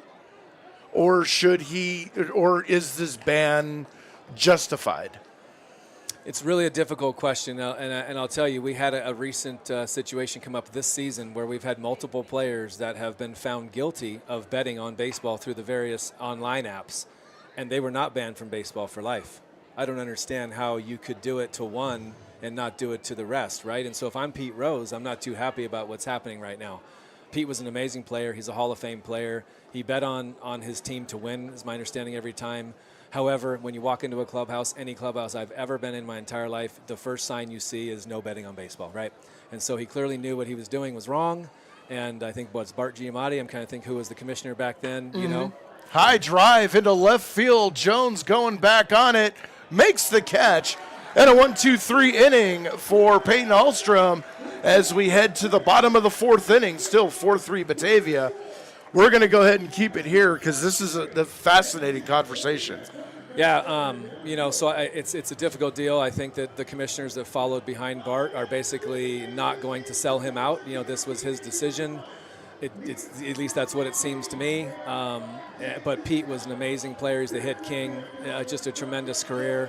And it's, I don't really know how to answer because I don't like the fact that we had some players be found guilty this year of betting on baseball, but they're just getting maybe a year suspension. Or, there was one guy that I think was banned for life. I don't know if he bet on it more than the other guys. I mean, betting's betting, right? Right. And so it was difficult. I was involved with some of the players, to be honest with you, and so I thought for sure they were going to be gone. I thought they were going to be gone. I mean, it clearly says in every clubhouse you can't bet on baseball. So. Is that almost a code of conduct to where it's almost like prison? You don't snitch. Yeah. I mean, these guys were doing it online with their own names. They weren't hiding it at all, right? And so, I mean, to sign up for an account that's in your name and you're betting on baseball, I mean, I don't know how that's not very smart. No, it's not. Trying to hide it. So I think, hey, they're getting what they deserve. I mean, I'm not the commissioner. He has a tough job to do. But yeah, the Pete Rose thing has been debated for so many years. Tremendous player, Hall of Fame player. Barry Bonds, I believe, was a Hall of Fame player before he was accused of taking steroids.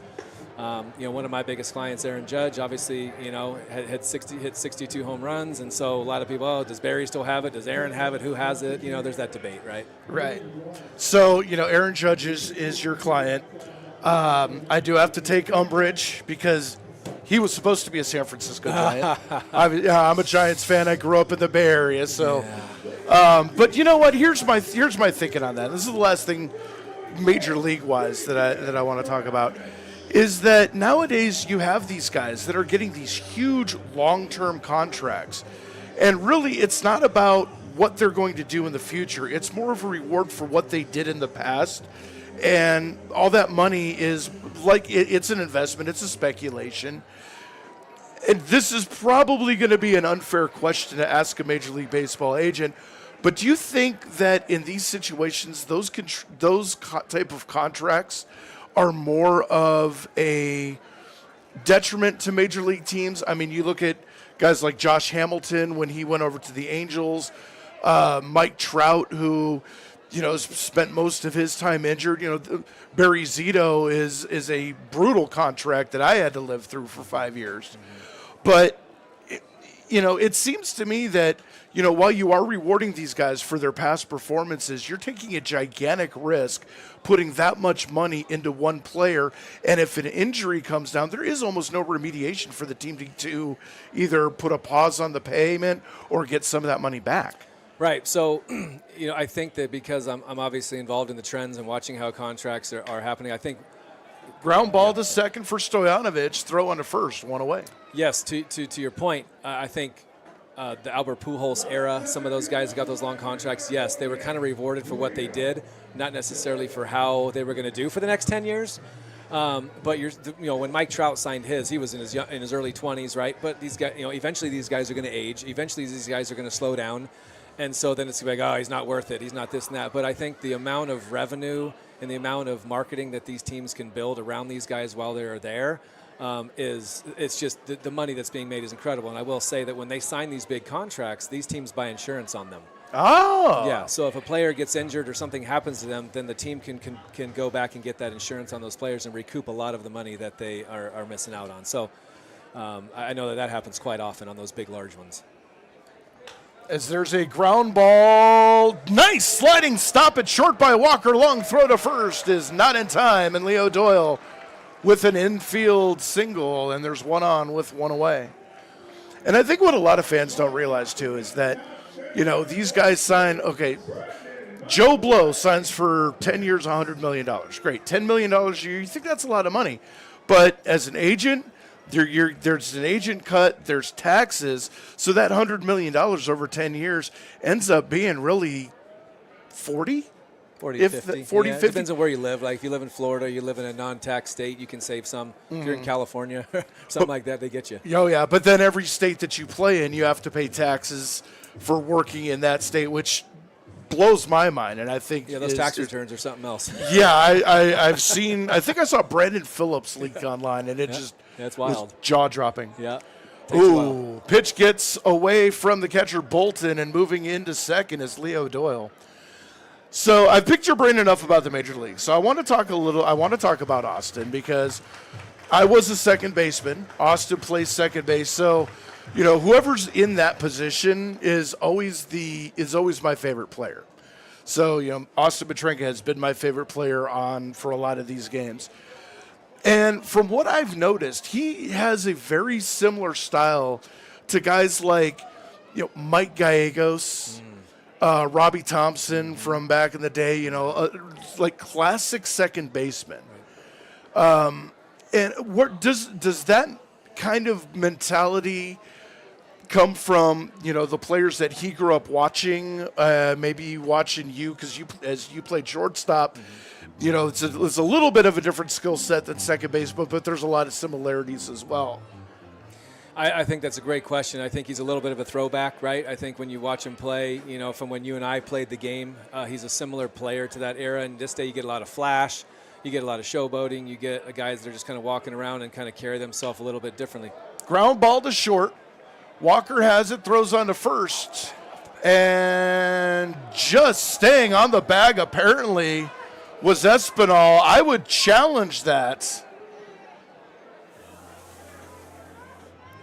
Because it looked like his foot did come off the bag, yeah. Definitely. Wants to come out, though. Jeez. No. We should have definitely got some help on that one. He had a good angle at that home plate guy. Yeah. And that's one of the things that I've seen in this league. Very, very rarely will you get an umpire asking for help. Yeah, and I mean, even in the major leagues now, you had Angel Hernandez. Oh, yeah. Well, what's funny is now that we have replay, you can see how often and these are the best of the best, right? And how often they miss a call. And, but back in, you don't want to show your own guy up, right? You're not going to overturn something unless it's just blatantly obvious. And so the instant replay has definitely revealed a lot to us. Oh, yeah. And that, now the move to electronic home plates, which is something my dad and I argued about all the time growing up. He was, why don't they have it? Why don't they have it? And, growing up and, into my late teens, I'm a baseball purist. We don't need it. I've grown accustomed to it. I like the idea. I love the pitch clock.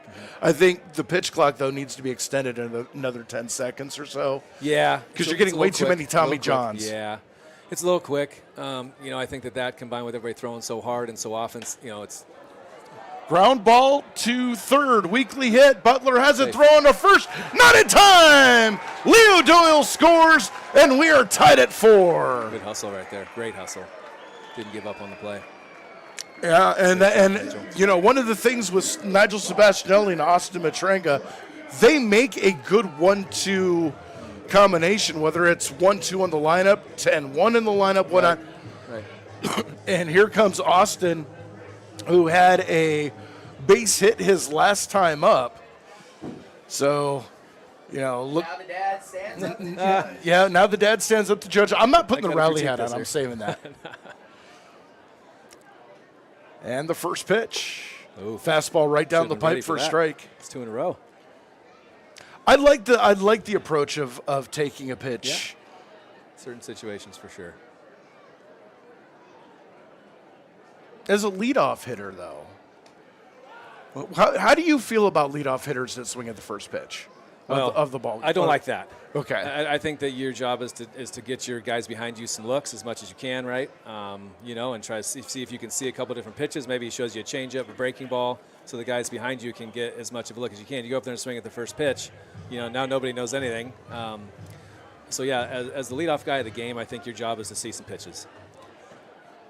Matrenka, left-handed batter, stands in, and the pitch. Outside for a ball, 1-1. Or make that 2-1. Matrenka is one of 4 players coming into this game batting over 300. And should that trend end at the end of the season, that would be the first time we've had that many 300 hitters As Matringa with a big swing and a miss. 2-2 the count, 2 away here. Bottom of the 4th inning, tied at 4. This is a early playoff preview between the Tarp Skunks and the Batavia Muckdogs. This would be the perfect time to do an Ozzie Smith home run. Swing and a miss. Good changeup. Good changeup indeed. And Austin goes down swinging. But the damage done to the Muckdogs, 1 run on 3 hits. 1 runner left on base. We go to the top of the 5th inning. It's tied at 4. Mr. Matringa, I want to thank you very much for stopping in. It has been an absolute pleasure having you here. It's been an absolute pleasure calling Austin playing this year for the Tarp Skunks. And I hope selfishly that he comes back for 1 more year. I know he's loved it. I'd like to be the first to say thank you to you guys. You come up here and honestly bring the games to life for us. You've told great stories, for us that are far away and just hoping to get a little bit of what's happening in the game. You guys do a great job, and we thank you for doing that for us that don't live so close to be able to see the games. Oh, absolutely. It's our pleasure, and I'll tell you what, there's no place I'd rather be. Well, thank you so much. Really appreciate you having me up. Absolutely. All right, guys. Appreciate David it. Matringa, the father of Austin Matringa, joining us here in the booth. An absolutely fantastic conversation for the father of an absolutely fantastic ball player. Let's get caught up on some of our responsibilities. Support for our coverage of the Jamestown Tarp Skunks is brought to you by Prevention Works and Casa Trinity. Prevention Works in Jamestown, New York provides substance use prevention and social, emotional learning and intervention services since 1974. Casa Trinity is dedicated to empowering those on the path to recovery. Hope begins here and recovery is possible. Both Prevention Works and Casa Trinity are pairing up to educate communities on the dangers of fentanyl that is getting too close to home. 1 pill is enough to kill, especially if it contains fentanyl. Only takes 2 milligrams to take a life, which equates to the tip of a pencil. Be proactive and protect your loved ones by learning more. Visit DEA.gov/1bill if you think you know someone at risk, or call 716-664-3608.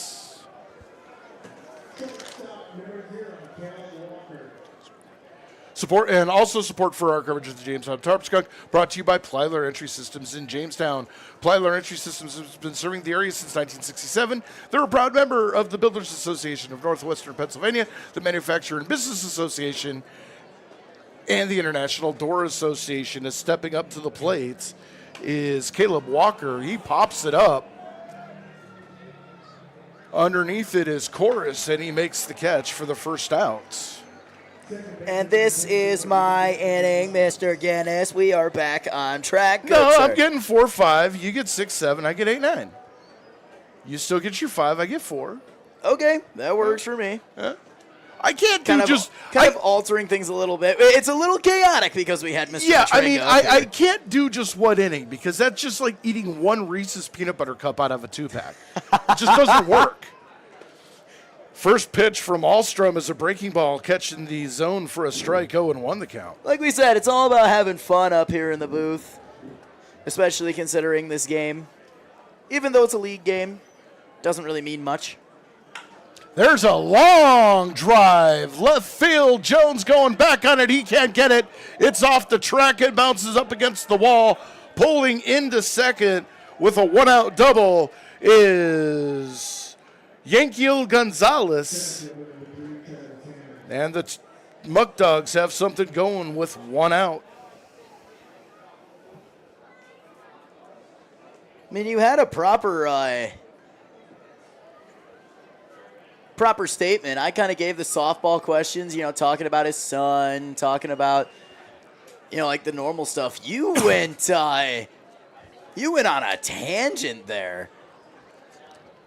It's not every day you get an opportunity to talk to somebody that has that willingness to talk to you and has that level of knowledge. I mean, if you work for the major Buffalo sports station or whatever, obviously, yeah, you get that all the time. But, for a team like us to have David Matringa coming in here and telling us about it, I had to. There are certain things that, since I started doing broadcasting and talking about baseball and everything, a lot of these hills that I asked him about are hills that I have died on defending Bonds, thinking that Pete Rose should be in there, and whatnot. So it was actually really refreshing to get some of the validity from someone in the know for things that I thought about 20 years ago. It's a clarity conversation. Yeah, it's like, I don't know, baseball rehab, I guess. 2-0 the count now to Travis Hammond, and Ahlstrom goes 3-0.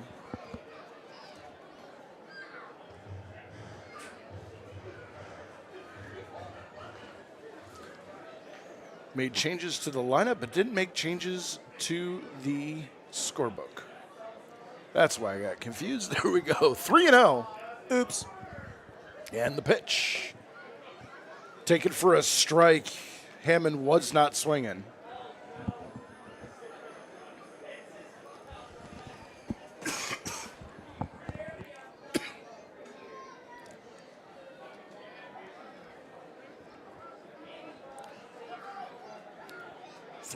The pitch. Misses inside for a ball. You dying? I think I got like a gnat or something just stuck in my throat. What the heck, man? Someone get him some water. Need a bug zapper. So here we go. Here's a sponsorship idea. You get a bug zapper. You get a camera just on the bug zapper, so you have Zap Cam. The Zap Cam? The Zap Cam. You keep it down in the corner, and every time a big bug pops, you have a little counter in the corner. Sponsored by Ace Hardware or whoever. In my opinion, we get a instead of that, we get a sponsorship from a pet store and have a cat cam. Ooh, there you go. There's a drive into left field. Jones going back on it. He will get under it and make the catch. Tagging and heading toward third is Gonzalez. He will make it in with the slide, and there is 2 away. Balls hit at Jones in left field today are making him run back to the wall. I haven't seen Jones have to make that many running plays toward the wall in one game as I have tonight. As SpongeBob SquarePants comes up to the plate, Cooper Romick struck out looking, struck out swinging.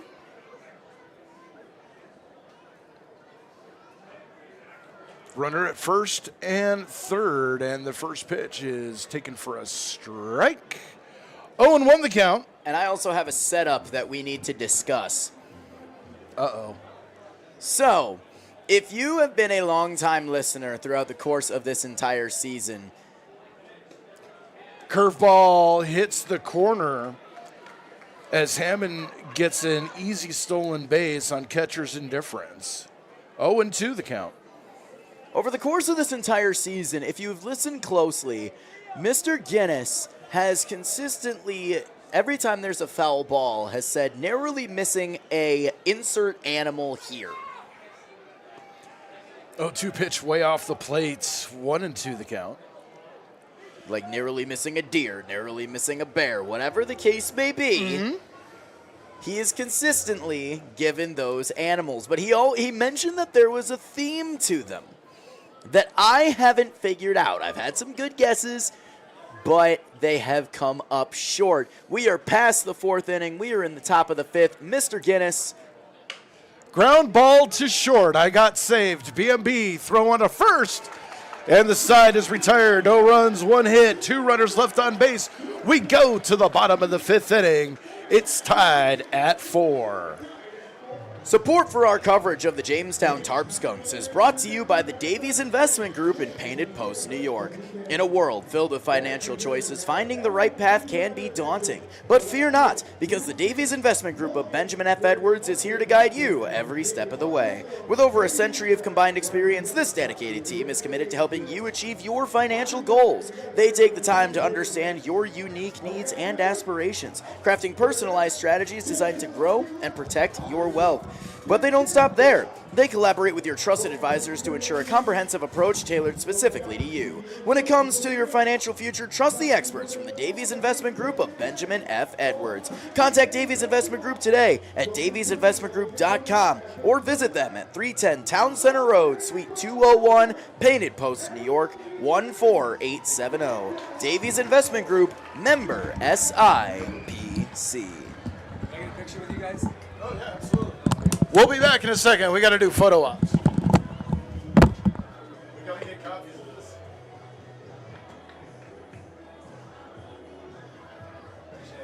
Thank you. Enjoy it out here. Maybe I'll see you back next year. Absolutely. Hey, you have an open invite anytime. He's welcome. Honestly, he has. So I wouldn't shock me if he wants to come back and play. So we'll see what the school wants to do. But I appreciate everything you guys do. Thank you very much. So we had to take a quick photo with Mr. Matranga. There is a new pitcher on the mound for the Batavia Muckdogs. So the Eggs Benedict has finished cooking and has been plated and served. So is this the hollandaise sauce? Is it? Does hollandaise sauce include beaver? Because it's Garrett Beaver on the mound. Have you ever eaten beaver? No, I tend not to try to eat animals that can be considered roadkill. So Garrett Beaver taking over the Sidewinder on the mound now, replacing Michael Benedict. Beaver 6'1", 175, a sophomore from Salisbury University. Maybe he wants the hollandaise sauce on his steak. Ugh. What's wrong with you? Chimichurri. Okay, all right, touche. So the batting order is going to be Henry Juwan, Bobby Stang, and Kobe Jones, 3, 4, 5. As we approach the bottom of the fifth, tie game. Here's Mr. Trey Guinness. All right, Matty G, thank you very much. And I will tell you the theme very shortly here. I'm hoping to get one more in. To give me like one final guess? Give you one final guess. And the first pitch from the Sidewinder misses outside for a ball. Want to know the count? It's a very deliberate windup from Garrett Beaver. Juwan 2 for 2 with 2 singles and a run scored. And the pitch outside corner for a strike, 1-1 the count. I wonder how long it took for Beaver to develop this style, over the head and Sidewinder. Yeah, I mean, kind of reminds me of a Dan Quisenberry from way back in the day. Sounds like a name from way back in the day. Famous submariner, used to play for the Kansas City Royals, but he had a very similar type of windup. Over the head and sling from the side, as that's a pop-up on the infield. Espinal calls it, and he makes the catch for the first out of the inning. All right, well, I'll go ahead and tell you what the theme is. So the theme has been creatures that you would find either in woods or grassland, because they are all the friends of the skunks, all the skunks' friends. The gophers, the beavers, the deer, the bear, all of them have been coming to the ballpark to watch the skunks this season. Wow. I'm kicking myself right now. I probably should have expected that it was skunks themed. As Bobby Stang pops up the first pitch he sees back behind the plate. Bolton going back, but it's off the net and a foul ball.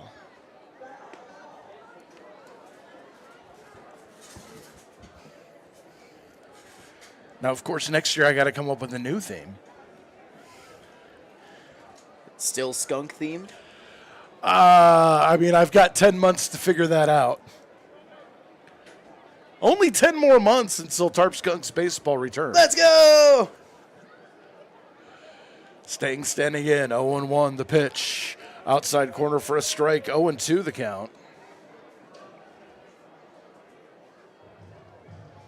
Stang at one point of the season was batting .394, seen his average drop to .309 as of late. So he's in danger of dropping below 300 as the 0-2 pitch misses outside for a ball.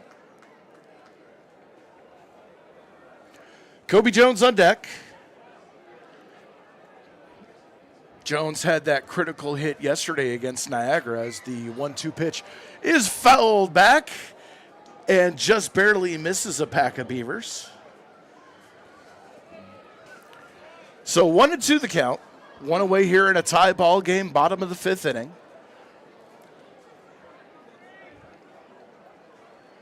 Beaver gets the sign. And the 1-2. Swinging, there's a ground ball to third, picked by Butler. Throw on the first is high. Espinal tries to tag Stang, but Stang is aboard. Yeah, it's a long throw there for Jake Butler as he was on the line practically. His right foot was probably about 2 feet from the left field foul line. So having to throw all the way across the diamond like that, the speed of Stang isn't all that great. We can be bluntly honest because he's big. He's a 6'5" guy. He's a big dude.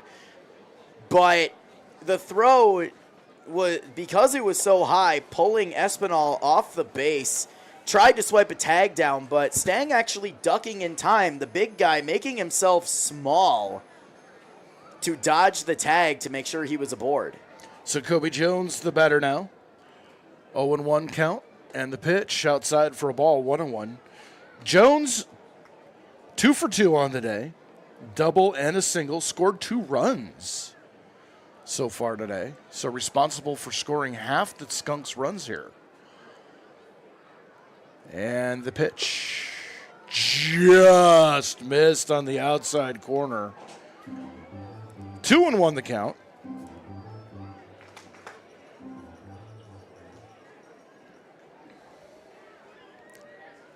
Zachary Koros would be on deck. And the pitch. Ooh, swung on and fouled. Down the first base line a little bit early on that one. If he could have just waited 0.2 of a second longer, that one probably would have been straightened out. But here we go. 2-2 the count. As the sun's setting and the pitch. There's a ground ball to short. That might be 2 to throw to second for 1 first. Not in time. So Stang is out 6-4. And Kobe Jones on with a fielder's choice, and that will bring up the hard-hitting Zachary Koros.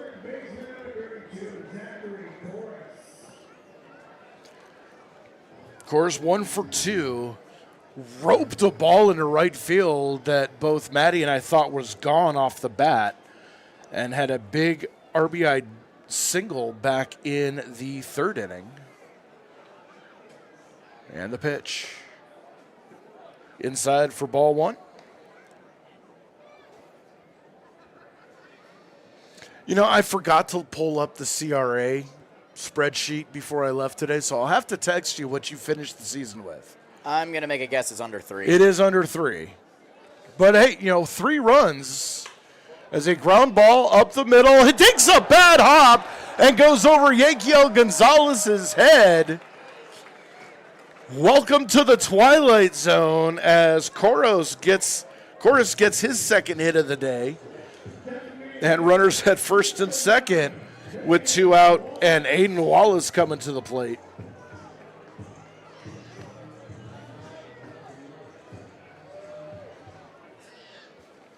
As Bolton goes out to talk to Beaver.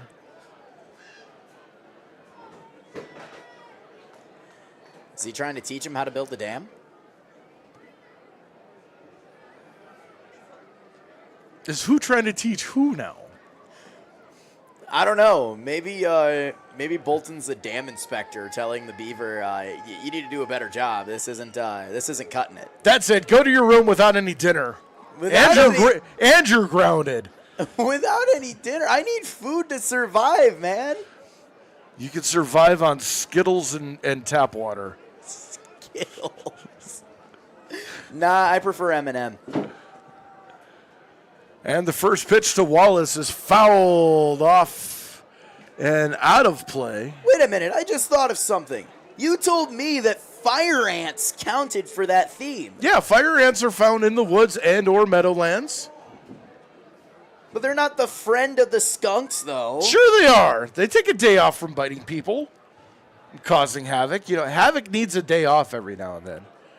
It's the 0-1 pitch, missing low for a ball.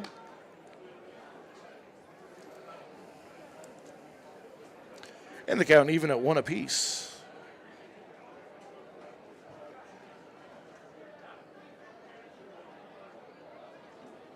Runners at first and second, 2 away here in a tie ball game, bottom of the 5th inning. The pitch to Wallace is chopper toward third, just stays fair. Throw on to first. Oh, they're calling it a foul ball? He initially called it fair. How was that a foul ball? All right, let's see. Yeah, we have to look at the...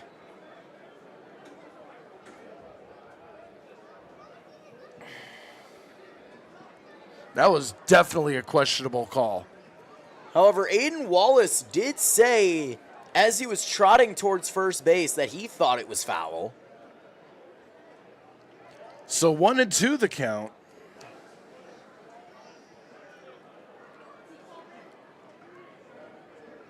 Wallace to get another shot here. And the 1-2. Swing and a miss. And the inning is over. No runs on 2 hits. 2 runners left on base. We go to the top of the 6th inning. It's tied at 4.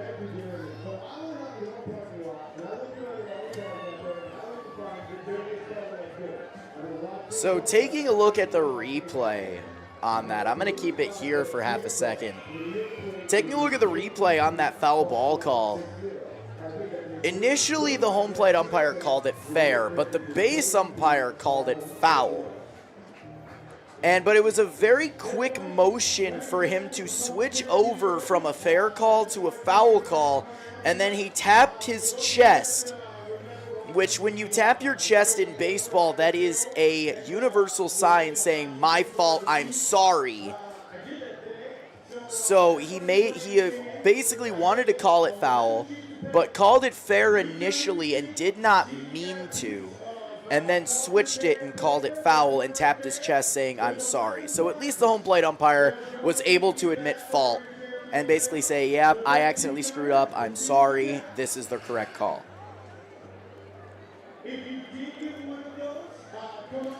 So Peyton Ahlstrom back on the mound. He will work the 6th inning facing Bolton, Austin, and Mindas. And here to bring you the 6th and 7th, it's Matty G. All right, so as we said, it is Christmas in July night. If you look in center field, Leo Doyle is wearing an elf hat.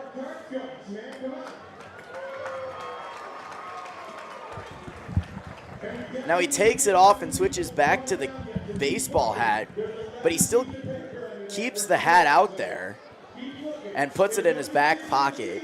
So look, He's out there having a good time. of course, as it is Christmas in July night. This is only the 2nd time I've ever actually experienced a Christmas in July. So first pitch to Bolton from Ahlstrom, cut on and missed. The only other time was way back, I want to say 1991, 90 or 91, that summer. I was staffing at a Boy Scout camp. 1991 or 1891? 1391. The next pitch missing inside for a ball, 1-1 the count. We were celebrating Christmas in July because we just all got over the plague. Seems accurate. The 1-1. Curveball missing high, 2-1.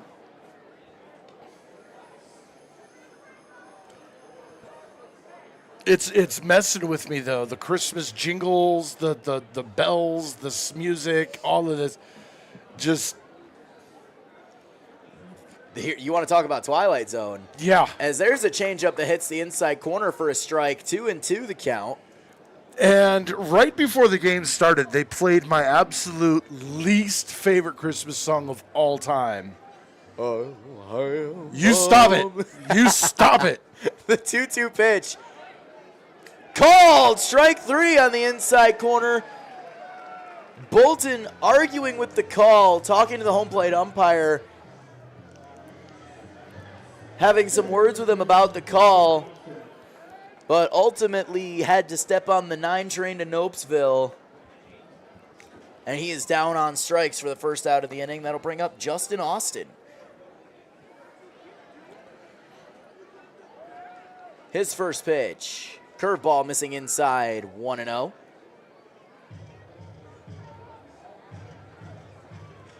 I'm surprised you haven't taken any digs at me for actually being in scouts. The 1-0 pitch just missing low. Not a bad frame job there by Henry Juwan, but ultimately, home plate umpire was not fooled. 2-0. That pitch also just missing low. 3-0 now, and I gotta say, Henry Juwan has me fooled with those. Yeah, and I mean, a couple of those, they're borderline. There's a little inconsistency on the outside part of the plate. As that pitch hitting the outside corner of the plate for strike 1. Speak of the devil. And I think that one was a little farther off the plate than the last one. So 3-1. The pitch. Line shot, foul down the right field line. That time a more decisive foul call. That foul call there is determined by the base umpire. That is the base umpire's call to make. Well, yeah, I mean, he's right on top of it. So full count now. The payoff pitch to Austin. Changeup missing high and away for ball 4. So Patrick is now aboard.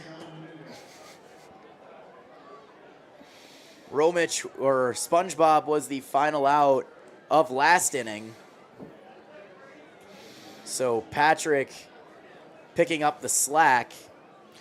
You know we're both going to a very bad place when we die.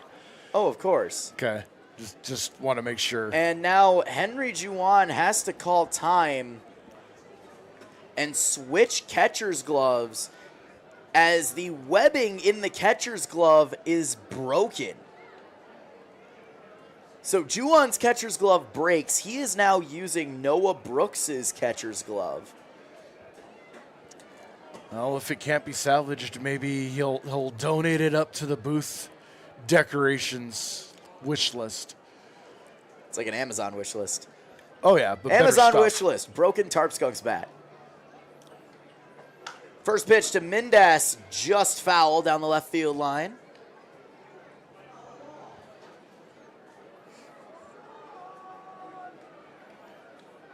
So 1 out, Austin off for first. Maybe we can hire an abstract artist to come in here and paint a Picasso-type Tarp Skunks logo mural on one of our walls. The 0-1 dropping in the dirt. Good stop by Juwan. 1-1 the count. I wouldn't say Picasso would be good in here. Or what's the name of, oh God, what's the name of that one artist that did like the Campbell's soup? Oh, great. Now, give me a second. Ground ball through the hole, past a running Matranga, and it is a single base hit for Sean Mindas. Austin will hold at second. I am drawing a massive blank, and I shouldn't. Hang on, Google to the rescue. And as soon as you say it, I'm probably gonna want to just jump out the window because I can't remember. Andy Warhol. Andy Warhol. That would be good in here. Tarp Skunks logo in the Andy Warhol style. Okay. As there's a line shot by Espinal to right center field, and that's going to fall for a base hit. Austin around third. He will score. Mindas will hold at third, and that's a go-ahead RBI single for Justin Espinal. Score now 5-4 Batavia. Well, I mean, it was about to it was bound to happen eventually. And action beginning to pick up in the Tarp Skunks bullpen. Now, if you remember, because I said this game doesn't matter, it's just for a momentum build going into playoffs. The person that is warming up in the bullpen is not a pitcher, but rather a position player. As there's a ground ball through the Tony Gwynn hole, a base hit for TJ Morris. Espinal Holtz at second. Mindas around third to score. Score now 6-4 Batavia. The player that is currently warming up in the bullpen is Connor Kiefer. So position players getting some work in on the mound.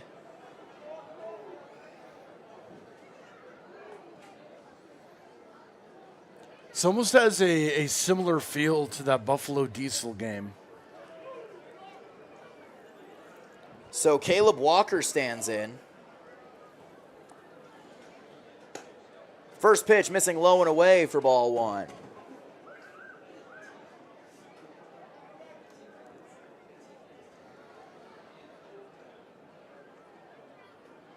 And honestly, you know, if Batavia holds on to win this game or the Skunks come back to win this game, either any which way you cut it, the result doesn't matter.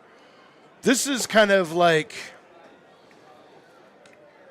you know, a team that clinches their division with 20 games left to go. You know, rest your starters. 1-0 pitch missing outside, 2-0 now.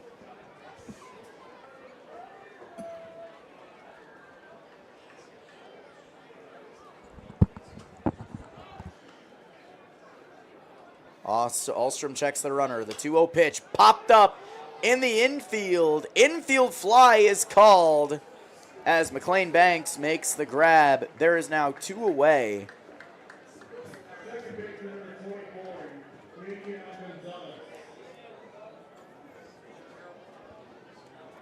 And that'll bring up the 10-hitter that has been a menace so far, Yankiel Gonzalez.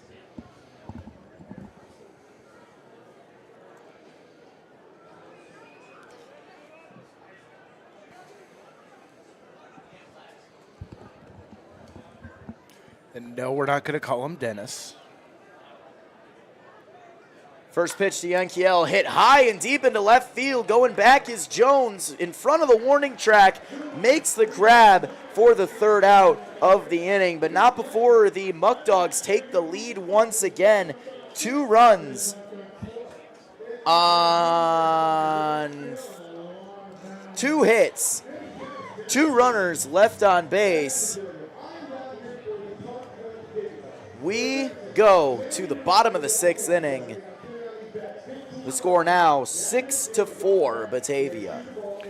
Support for our coverage of the Jamestown Tarp Skunks is brought to you by, not by them, but is, it is by Prevention Works in Costa Trinity. One of these days, I'm not going to have to deal with a clipboard. Prevention Works in Jamestown, New York provides substance use prevention and social emotional learning and intervention services since 1974. Costa Trinity is dedicated to empowering those on their path to recovery. Hope it gets here and recovery is possible. Both Prevention Works and Costa Trinity are pairing up to educate communities on the dangers of fentanyl that is getting too close to home. One pill is enough to kill, especially if it contains fentanyl. It only takes 2 milligrams to take a life, which equates to the tip of a pencil. Be proactive. Protect your loved ones by learning more. Visit DEA.gov/1pill if you think you know someone at risk, or call 716-664-3608. So as we go to the bottom of the 6th inning, Beaver back on the mound for his 2nd inning of work. He will face Stoyanovich, Doyle, and McLean Banks. And once again, stepping up to the mic, it's Matty G. All right, I got to make the most of these and have a bit of fun because I only have an inning and a half left leading things here in the booth. before my season is done. My first season as a Tarp Skunks commentator, Tarp Skunks play-by-play front runner coming to a close. So I'm going to try and make the most of it as best I can. DJ Stojanovic stepping up to the plate. Beaver coming out is going to try and keep the dam strong to prevent the Skunks from getting through it. Well, you've gotten 3 runs already scored today, so your CRA is going to get close to, I think, around 2.8. First pitch to Stojanovic. Popped up, shallow infield out on his front foot, coming over in foul territory as Espinal to make the catch. 1 pitch, 1 out here in the bottom of the 6th. That looked like a ball that gets hit when you're playing 3 flies up. Never heard of it. It's think of it as rugby for outfielders. So you have a guy with a ball and a bat, and he's hitting pop-ups to you, and you fight to try to catch 3 balls. Interesting. Before anyone else does, and if you First do. pitch to Doyle, popped up left field. Coming in is Mindas, and he will make the grab in shallow left. 2 pitches, 2 outs. Well, that went quickly. But yeah, if you end up catching 3 balls before anyone else catches 3, then you replace the batter. He goes out and fields, and it's kind of a fun show of dominance, so to speak, on the baseball field. So McLean Banks stands in. 1 for 2 on the day so far. His first pitch outside for ball 1. So no 3-pitch inning for Garrett Beaver, but still an efficient inning nonetheless. The 1-0 pitch. Curveball hitting the inside corner for strike 1. Or with his angle, I wouldn't say it's a curveball, more of a slider. It's a slurve? Maybe? The 1-1, fastball cut on and missed. McLean Banks was way late on it. Count now 1-2. Yeah, it's hard to really define a side armor's movement to one specific type of pitch. Beaver has his pitch. The 1-2. Way outside, 2-2.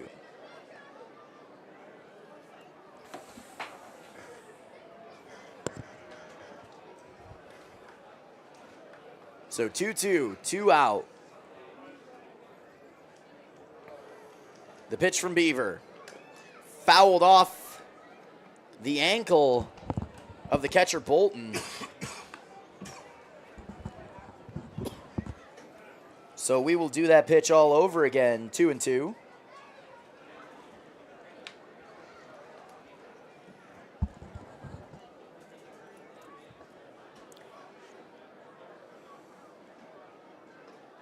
And here we go, the delivery. Missing way inside. McLean Banks working the count full.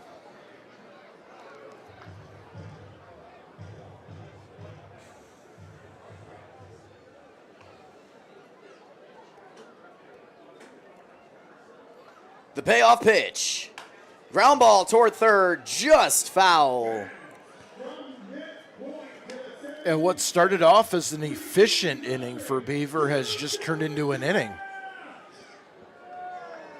8 pitches to McLean Banks, and a guess total what? of 10. I'm going to interrupt you for a second because there was an announcement made by our public address announcer, Jeremy Becker, and it was your favorite announcement, as that pitch is fouled off as well. Still 3-2. The concession stand just made an announcement. It's no longer $5 beer. It's $2 beer! It's $2 beer! Gotta get Dre Guinness hyped up in some way. $2 draft for the rest of the game. The 3-2 pitch. Ground ball towards third. Picked up by the shortstop Walker. Long throw, not in time. Speed of McLean Banks paying off. It is a 2-out infield single for the 10-hitter, bringing out the top of the order, and Nigel Sebastianelli. I think he got excited on the $2 beer call. I think so, too. You know, it was a slower roller to shortstop, and the throw from Walker almost seemed nonchalant. Instead of making a hard throw across the diamond, he almost kind of flicked it. But regardless, the speed of BMB, it's just too much. He would have beaten it out anyways. So Nigel Sebastianelli back to the plate. His first pitch from Beaver. Popped up, center field, camped underneath it. His Hammond barely having to move for the 3rd out of the inning. No runs on 1 hit, 1 runner left on base. We go now to the top of the 7th inning. It's still 6-4 Batavia.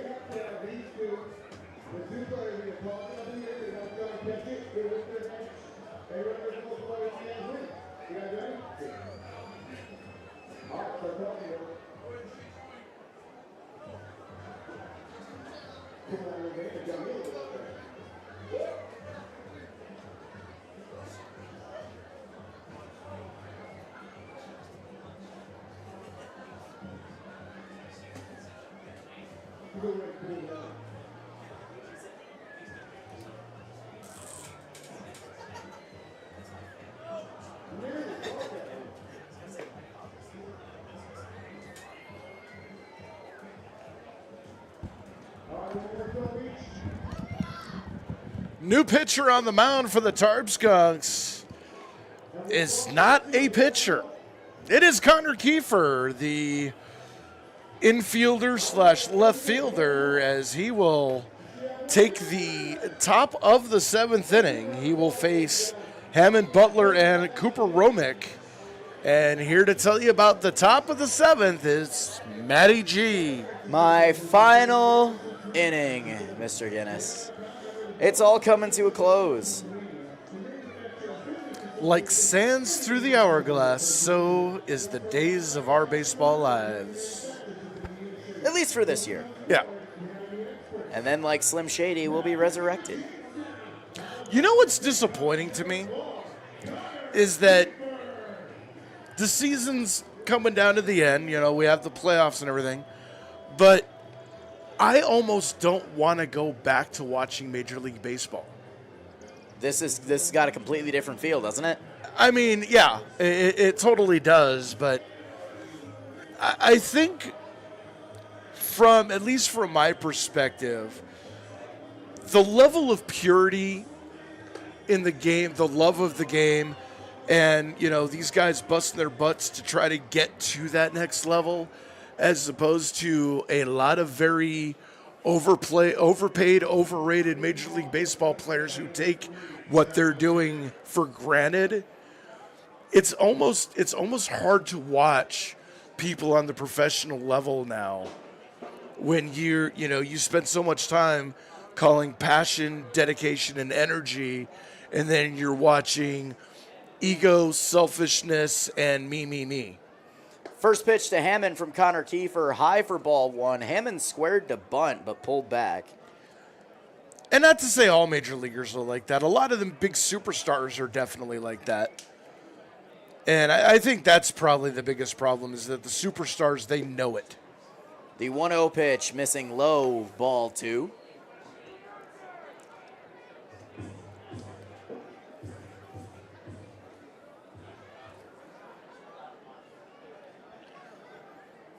Kiefer, the windup and the pitch. Squares to bunt, but is high. 3-0 the count. And despite the fact that Hammond is squaring to bunt, nobody is charging. Everyone playing at normal depth. The 3-0 squares to bunt again. This time high, a 4-pitch walk for Hammond. And I think that's Steven Scarfone now in right field. No, I checked. Still Stojanovic. Still Stojanovic? Okay. Because I know he was mentioned as possibly part of the rotation.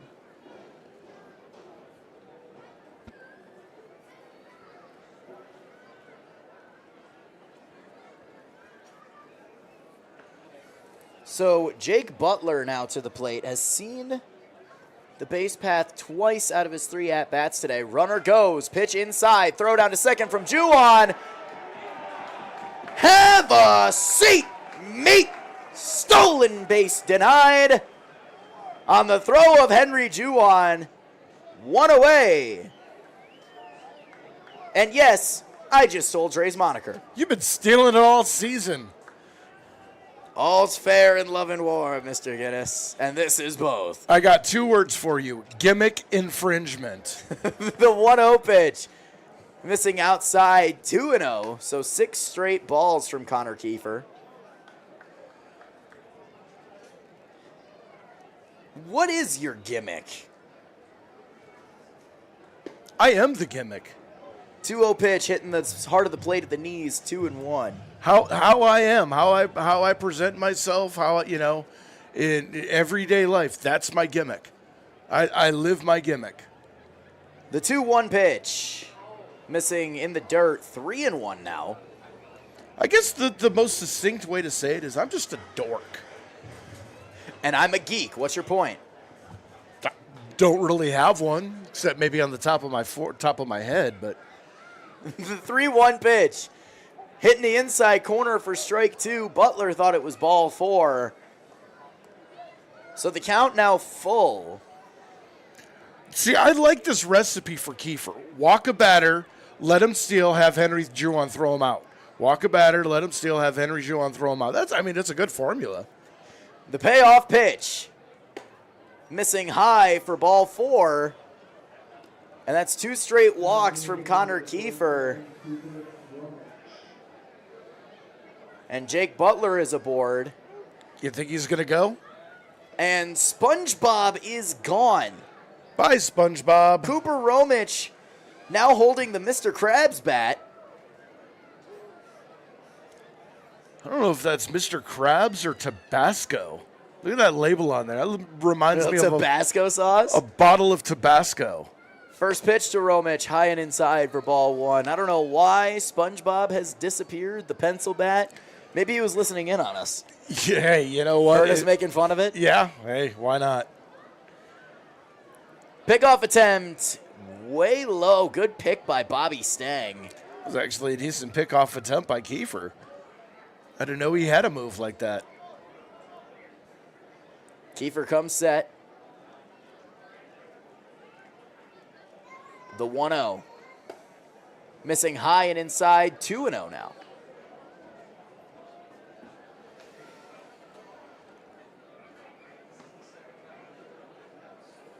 So he has now thrown 12 pitches, 2 for strikes.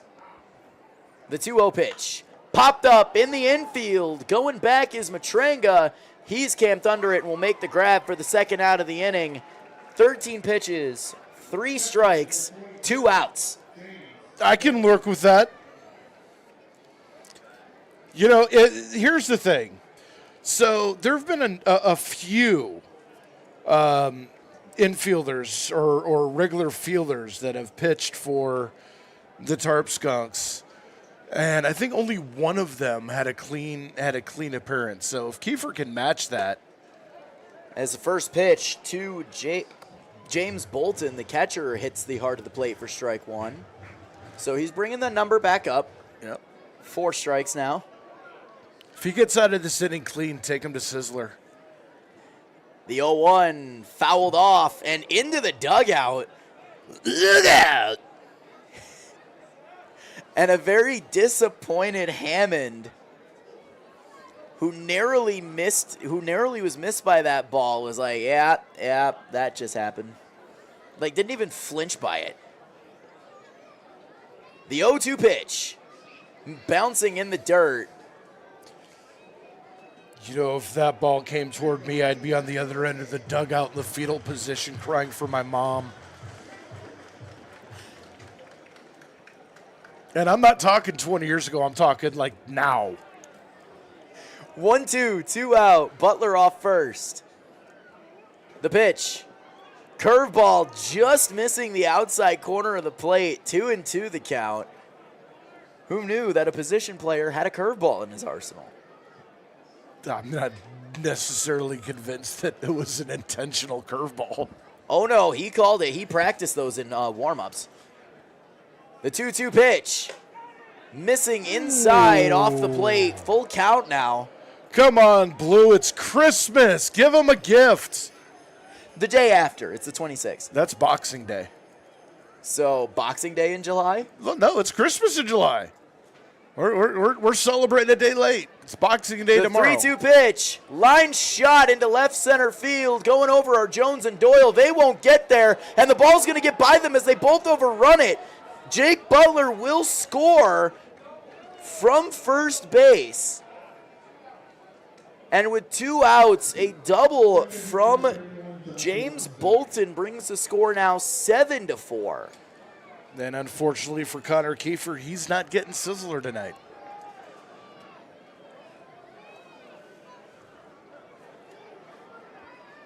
For whatever reason, Sizzler just makes me think of like the sizzle on a steak on a grill. I think that's why they came up with the name. Yeah, now you got me hungry for steak. I don't have the money for that. First pitch to Austin. Missing high and in for ball 1. Nope, you got to settle for gas station pizza. Crosby's. Don't be hating on Crosby's, man. Where's Crosby's? I never heard of it. You what? No, I barely get out of Jamestown. The 1-0 popped up and out of play down the left field side. Narrowly missing a whale. Sure. Why not? At this point, we're just in straight random mode. The 1-1. Curveball missing in the dirt. A little bit too much break on it. 2-1 the count.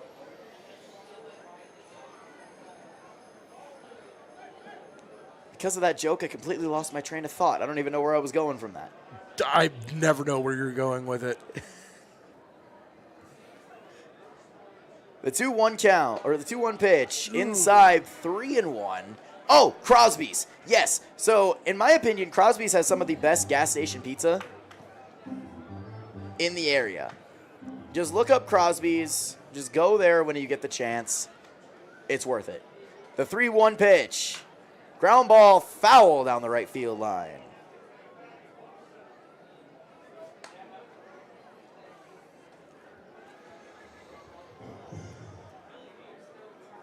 Tell you, and I won't mention their actual name, but a nationally recognized convenience store chain actually has some decent pizza. As that ball's popped up, moonshot in the shallow right field. Stojanovic doesn't know where it is, but Matranga will take it. Stojanovic lost it in the lights, but luckily Matranga able to come up with it. 1 run on 2 hits, 1 runner left on base. No, 1 run on 1 hit, 1 runner left on base. We go to the bottom of the 7th inning. It's 7th inning stretch time. Score now 7-4 Batavia.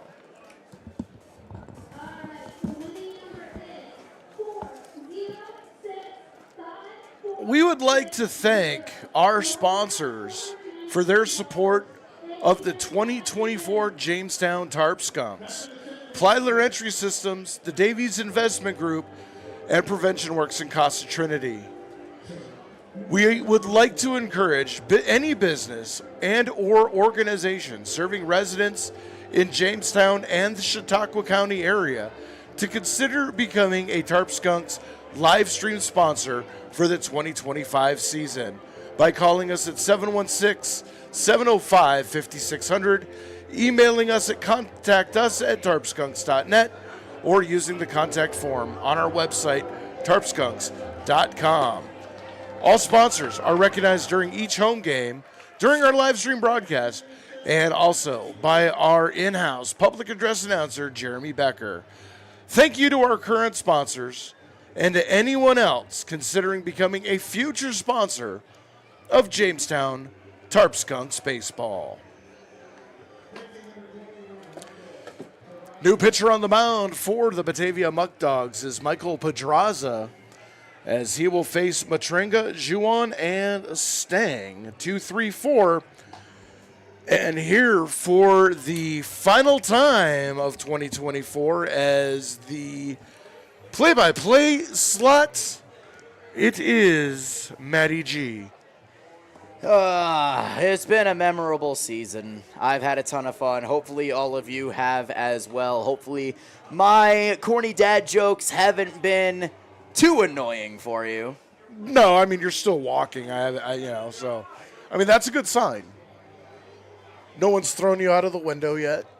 Yet. So Michael Pedraza, 5'10", 205, a senior at Kentucky State, calls Palm Bay, Florida home. He will take over for the Beaver and the Eggs. Ward, I think you were a little hard on the Beaver. So is Eddie Haskell, Wally, and Miss Cleaver. What? You never seen 8 Mile? Oh, that took me a second. I didn't realize where that was coming from. Now I know what you're talking about. Yeah. All right, so Austin Matrenga up first.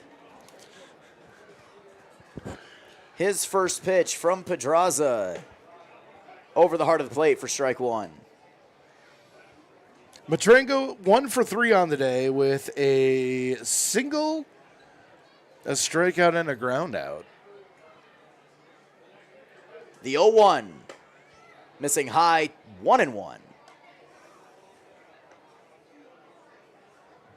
Again, we want to thank David Matrenga for spending a couple innings up here in the booth with us. Very enlightening conversation. The 1-1 pitch, hitting the same one as the first strike, 1-2.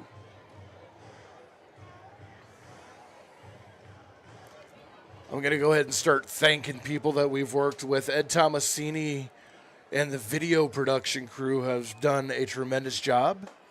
The 1-2 pitch missing high and away, 2-2 the count. Yeah, they've had their technical difficulties. Took a little bit in the first couple games to get smoothed out, making sure the microphones are working okay. But once we settled into a groove, I'd say things worked rather well. Yeah, I mean, I'm extremely happy also at the progression of our production. The going from the super generic, barely even a bottom line scoreboard to something that I find actually jaw-dropping. Fantastic. So that's constantly evolved. Payoff pitch lined into center field right at Hammond, and he will make the grab for the first out of the inning. Also got to say thank you to the GM, Christian Dolch, for giving us the opportunity, as it is our first year with the Tarp Skunks. As, taking a chance on a guy like me, I'm only 22. I just graduated college. And taking a chance on someone as young as me is just that's worth a thank you in and of itself. As the first pitch to Juwan on the inside part of the plate for strike one. So I'm beyond grateful for Christian to give me the opportunity to be up here in the booth all season. As there's a curveball in the dirt. Missing 1-1 now. Yeah, I'll echo that sentiment because Christian and I hadn't met each other until I think maybe 2 weeks before the season started. And he didn't hear any of my work. He had no idea who I was or what I could do. 1-1. Hitting the inside corner for strike two. And because I was recommended by Ed Tomasini, he gave me an opportunity. And I think my goal this entire season is just to not let Ed or Christian or Randy Anderson or any of the ownership down. They put a tremendous amount of faith in us, and I think we've done an admirable job. Popped up, no man's land in center field, going over and calling everyone off is Gonzalez, and he makes the grab for out number 2. I mean, I don't like to toot my own horn on something like that. You know, I always just like to go out and do my best. If I get a compliment, I say thank you. You know, ultimately, I'm just here to have fun, enjoy Tarp Skunks baseball, you know, and doing what I do best, which is talking. As everyone has always told me, I like to yap. First pitch to Bobby Stang, missing low and in for ball 1. So, again, I do hope that we did a good job. I put my best effort out there.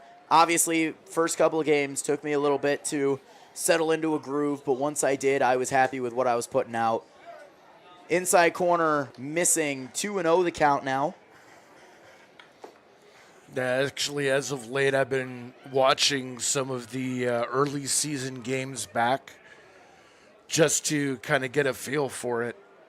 2-0 pitch fouled off, 2-1 the count. And, I mean, you and I both. It took me probably 2 or 3 games to get back in the rhythm of doing this and feeling comfortable, you know, just being my witty, goofy, ridiculous self. And having the witty banter back and forth. Absolutely. 2-1.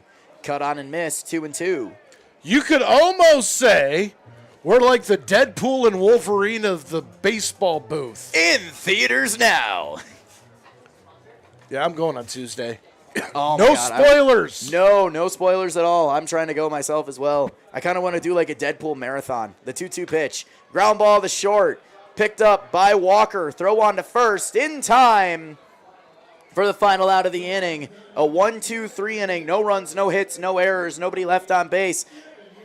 My time as play-by-play is done. We now go to the top of the 8th inning. Score 7-4. We only have 2 innings left before we have to say goodbye for the final time this year, ladies and gentlemen. We'll be right back.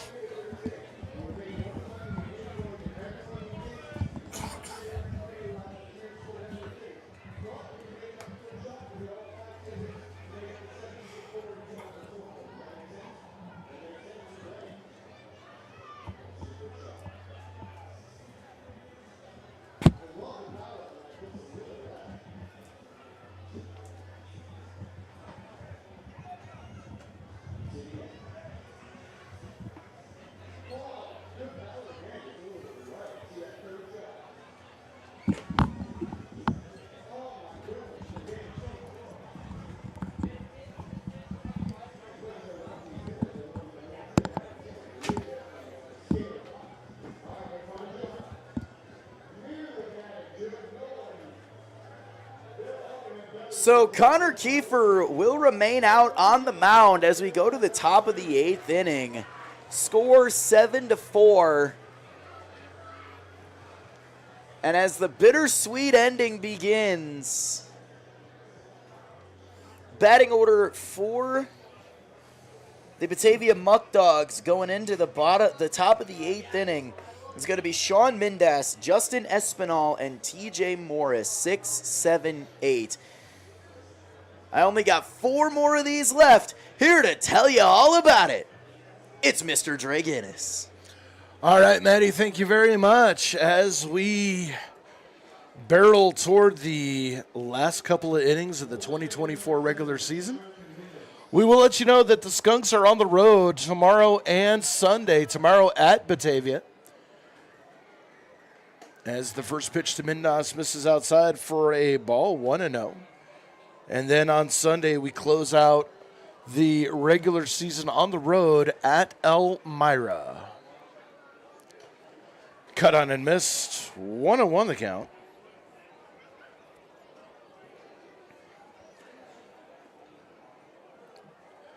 Mindas officially 0 for 2. He's walked, struck out, and flew out to center. And the 1-1. Ground ball to short. McLean Banks has it. Throw on to first. And there quickly is one away.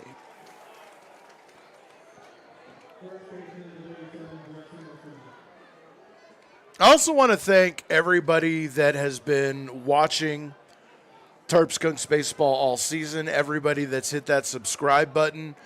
We have gotten close to matching or almost surpassing the amount of subscribers we had coming into the season.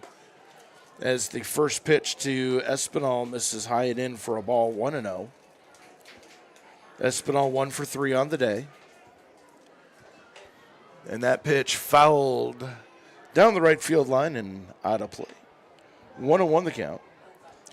I mean, also anyone that's also like left a chat, interacted with us, said hi, provide tidbits whenever we screw up. As that one fouled back to the net.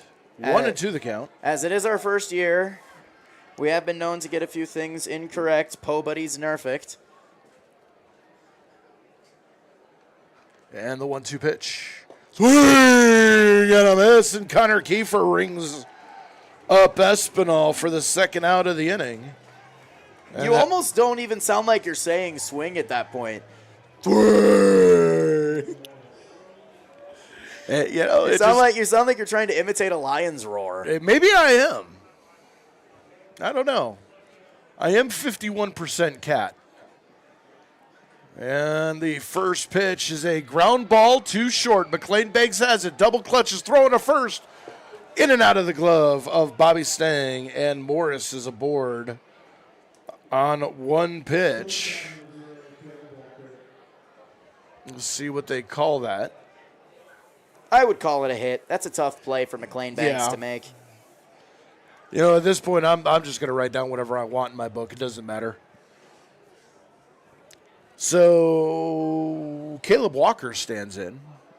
2 away here in the top of the 8th inning. 7-4 Batavia with the lead.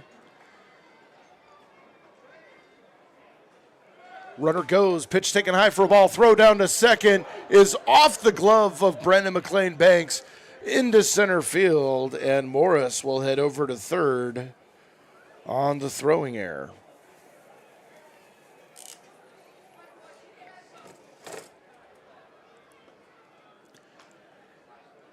If that ball had been online, Morris would be sitting in the dugout wondering what happened at this point.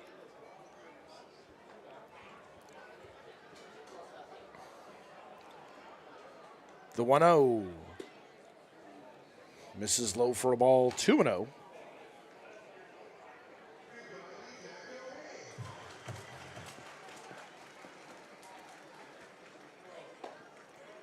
Ooh, 2-0 pitch missing despite the frame job by Juan.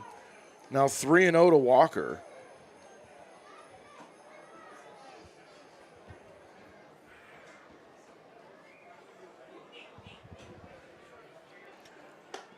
.30 pitch misses outside for a ball.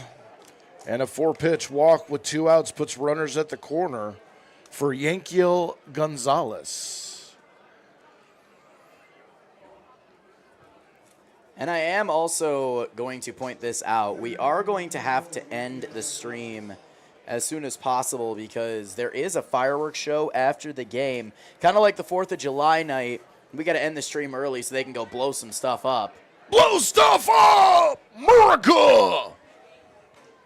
So, and in my opinion, we got to, start looking at most valuable stinker. But because it's the last night, I think it's fair to say that this entire team deserves it, deserves the recognition, putting on, amazing baseball day after day. Sure, they've had their ups and downs, but the hometown team is the hometown team. You're going to fall in love with them. Ryan Hill bringing this team to a playoff spot. Ground ball to short. Banks has it, throw on to first, and the side is retired. No runs on 1 hit. 2 runners left on base. We're going to keep it here as we head to the bottom of the 8th inning. Still 7-4 Batavia.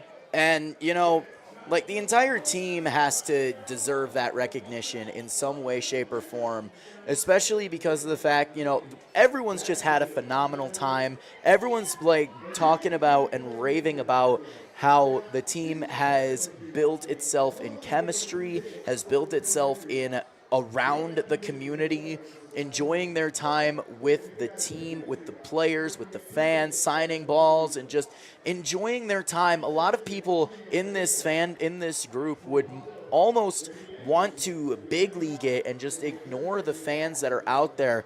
But, you know, the Tarp Skunks taking extra time and extra time out of their day to just enjoy the company of the fan base, no matter who it is, no matter what they're doing, and just enjoying everything. Like, in my opinion, this entire team deserves that recognition. We don't even need to come up with the most valuable sinker of the night, especially considering that it is the last home game of the season.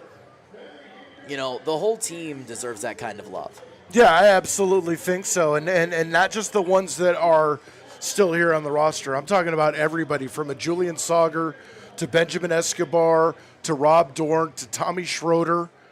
You know, everybody that came through and put on a Tarp Skunks uniform definitely deserves it. But I think Ryan Hill does deserve special recognition, considering taking over the team early in the season under tumultuous circumstances, and has done a rather admirable job to keep a team that at times looked like they were going to fall out of the playoff hunt.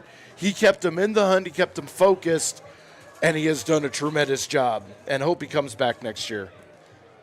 I absolutely agree. So the batting order is going to be Kobe Jones, Zach Kovaras, and Aiden Wallace. Here to tell you all about it, it's Mr. Drake Innes. Thank you very much. As Kobe Jones stands in, he's been on base 3 times, 2 for 3 officially, with a double, a single, and reached on a fielder's choice. So he takes the first pitch he sees for a ball. Pedraza in his second inning of work, and that's a big swing and a miss. 1-1 the count.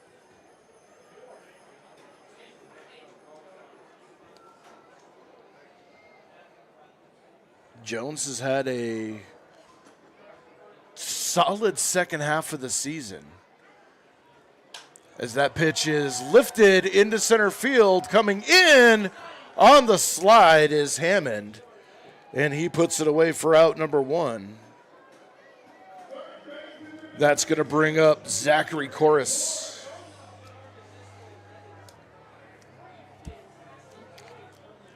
This is our first look tonight at Corus, who joined the team last week. And I like what I've seen so far. Came into the game 2 for 4 in one game, and now is 4 for 7. And the first pitch misses outside for a ball. 1-0. Wearing the number 32. Listed on the online roster as 31. So call me confused. As that pitch is driven into left field. Diving is Mindas, and the ball goes off of his chest. Heading into second with a double is Zach Corus. And the Skunks have a 1-out double. And you always have to take a look at Mindas. Like, it's a great attempt, but you almost got to ask him if he's okay, as that ball did ricochet off of him. Yeah. It kind of looked like it ricocheted off of his arm, off of his shoulder, one of the two. He kind of overran it once he dove. It looks like he is okay. Yep, did end up hitting him in the forearm as he's brushing that off. So he'll have a good bruise tomorrow morning. Yeah, hopefully, Corus comes back next year. Hopefully Bobby Stang comes back. Can you imagine Stang and Corus in the 3-4 spots in the lineup? I almost want it to be Corus and then Stang, because Corus is faster. Yeah, Corus. I would even throw Corus, Stang, Jones, Doyle. I could see that. Look at us being our own managers up here. Well, Corus is definitely the kind of player that makes you stand up and take notice. 3 for 4 on the day. as Aiden Wallace takes the next pitch over the plate. 0-2 the count. DJ Stoyanovich on deck.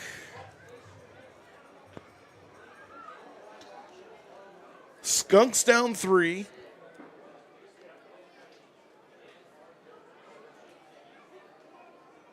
But they're not feeling the pressure because there is none.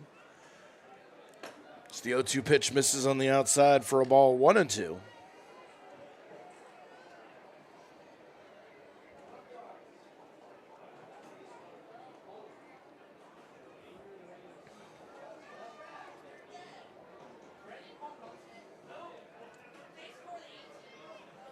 Course leads off second. The 1-2. Swing and a miss. Nathan Wallace gets rung up for the second out of the inning. And that's going to bring up the Tarp Skunks RBI leader, DJ Stoyanovich.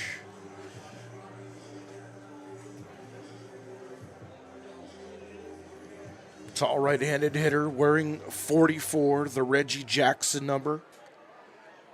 0 for 3 tonight.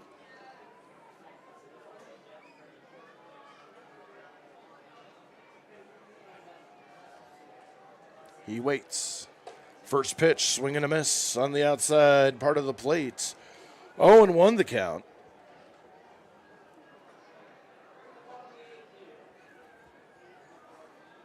If you're Coors, do you just surprise steal at this point? Because no one's watching. I mean, it's possible if he have the pitcher timed up well enough. It's the 0-1 pitch, swung on a miss, 0-2 the count. I think that takes the stolen base out of the equation here. As Stoyanovich has to protect. Stoyanovich not wearing batting gloves. He hasn't all season. I just noticed that. And the 0-2. Fouled off. Out of play, just missing a VW bus. What year, though? 1967.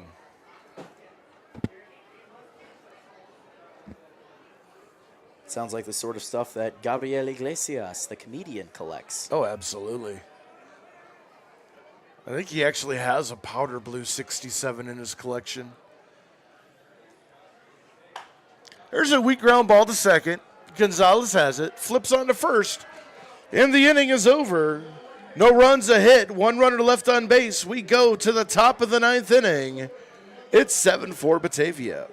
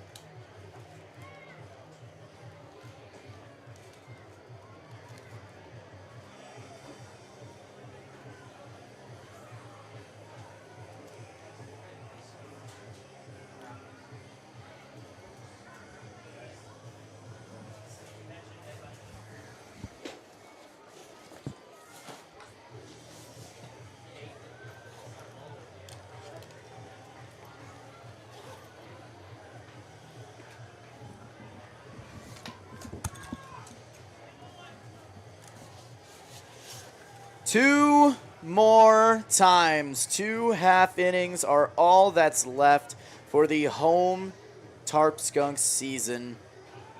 It's all happening so fast. Score 7-4 Batavia. Connor Kiefer remains out for the top of the 9th inning. We'll see if they stay out here, if he stays out the whole time. Batting order for the Batavia Muckdogs is the top of the order. Travis Hammond, Jake Butler, Cooper Romich. And here to tell you all about the top of the 9th inning, I only got 2 of these left. It's Mr. Trey Guinness. Well, that was different. Thank you very much, Maddie, from long distance. I got to make it interesting. Yeah, as Travis Hammond stands in. I have a plan for the bottom of the ninth. Yikes.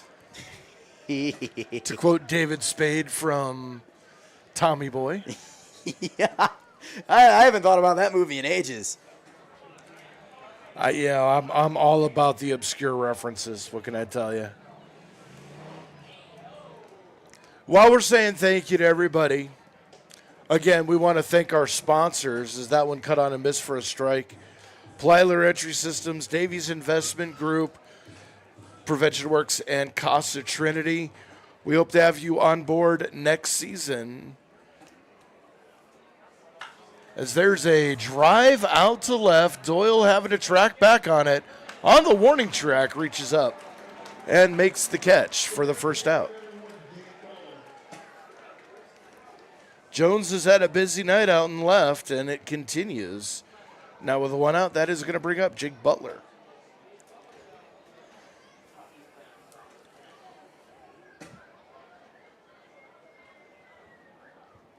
Seven runs, 9 hits, 1 error for the Muckdogs. 4 runs, 13 hits, and 4 errors for the Skunks. And the first pitch to Butler, taken on the outside corner for a strike, 0-1. I mean, this is the get it out of your system game, because the playoffs start Monday. And the pitch. There's a fly ball to where else? Left field. Jones underneath it. And puts it away for out number 2. Jones has absolutely been putting his work in. You know, I'm going to say this right now. If Cooper Romick flies out to Kobe Jones, I'm going to buy a lottery ticket after the game. Because if that's not a sign, I don't know what is. Hang on, the bat's still out there. Hammond has to quickly run out and grab the bat. No one noticed that it was still in the batter's circle. Get your own lumber meat. And the first pitch to Romick is outside for a ball. 1-0 the count.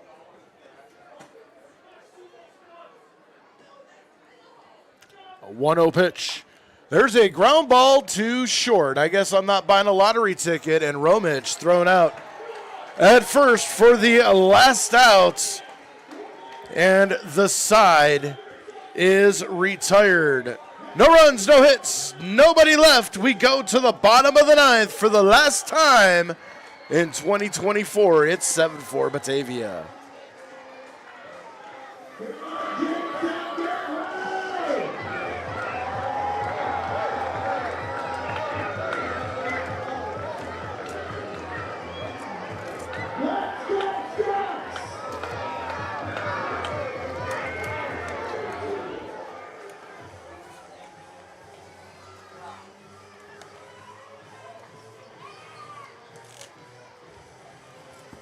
As there is a new pitcher on the mound to close out the game here for the Batavia Muckdogs. From London, Kentucky, it is Reed Markham. Markham, 6'4", 240, big pitcher. A freshman from Lindsey Wilson College. So he will be the closer here in the bottom of the ninth. Score 7-4 Batavia. Ultimately, like we said, this game doesn't mean anything. The rest of the games this regular season don't mean anything because all of the playoff spots have been covered. No one can go up, no one can go down. Tarp Skunks clinching the number 4 seed. So Markham will face the batting order of Leo Doyle, Brandon McLean Banks, and Nigel Sebastianelli. 9-10-1. And it's bittersweet to say, the final time this season, here to tell you all about the bottom of the ninth inning for the last game for him and myself. Here we go. It's Mr. Drake Guinness! Batty, you saved the best for last. Thank you very much, and I appreciate it. Just go and blow the mic. Yeah, blow everybody's ear. If you're wearing earbuds, Yeah, I'd like to apologize. headphone warning. Headphones, yeah. I probably should have said that, but oh well. Yeah. Well, no, because it would have tipped me off. As Leo Doyle stands in.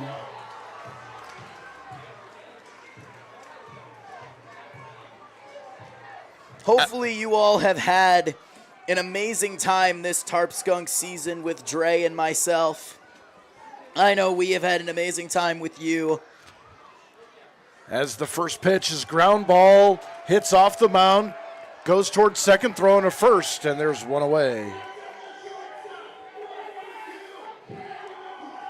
It has definitely been an adventure. It seems like only yesterday we were in the middle of what has been affectionately coined Hell Week, with those 5 games in the beginning of the season, and now we're here.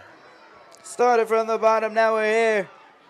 Brandon McLean Banks steps in, and the first pitch misses high for a ball. 1-0. BMB on the day, 1 for 2, or make that 2 for 3. Started from the bottom, now the whole team here. Swinging, there's a line drive into left field, a base hit, and Brandon McLean Banks, who came into this game hitting 183, may have finally breached the Mendoza line with his 3rd hit of the ball game.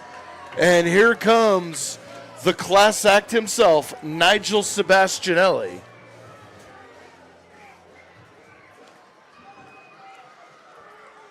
All of the papers being put away on our desk, all of the notes that we took. I know, I got The desk feels empty. It does. First pitch, Sebastianelli tried to bunt and taken for a strike, 0-1. I mean, it feels like the last day of schooler, but sadder. Yeah, accurate. 1-0 pitch. Fouled, backing out of play. Look out. And you know the one main thing? This entire season we've talked about it. We never got a ball through our window. No, we didn't. We've had a couple of close calls. Had a couple of times where Dre Guinness was glad he wore his brown pants. Yeah. 1-1 the count, Sebastianelli. That should be 0-2 the count. There, the scoreboard fixes it. Not quite. Says 0-1. Yeah, they'll figure it out. The 0-2 pitch. Outside for a ball, 1-2, and the Batavia Muckdogs getting a little excited over in their dugout.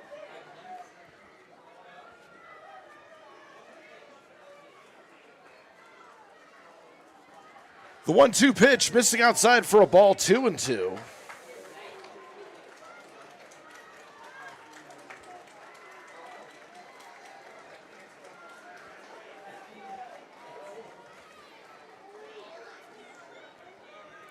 So 2-2 the count, 1 away the pitch. Line foul toward the Heads up. dugout. Heads up. Look out. As the Red Sea was parted over down the left field line in the bleachers that are the most packed. I have a feeling that this is probably the largest number of people that have been here the entirety of this season. At least since opening day. The Niagara or the the Salamanca game was actually pretty packed with Kids Day. As Sebastianelli swings and fouls one off. So 2-2 still.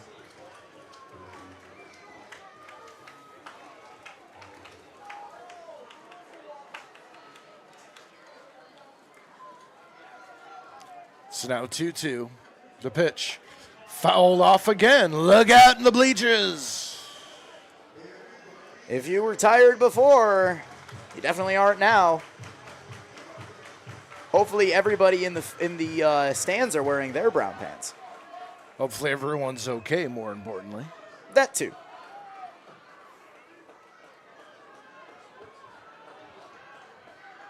2-2. BMB off first. And the pitch. Fouled off again. Sebastianelli doing an admirable job staying alive here.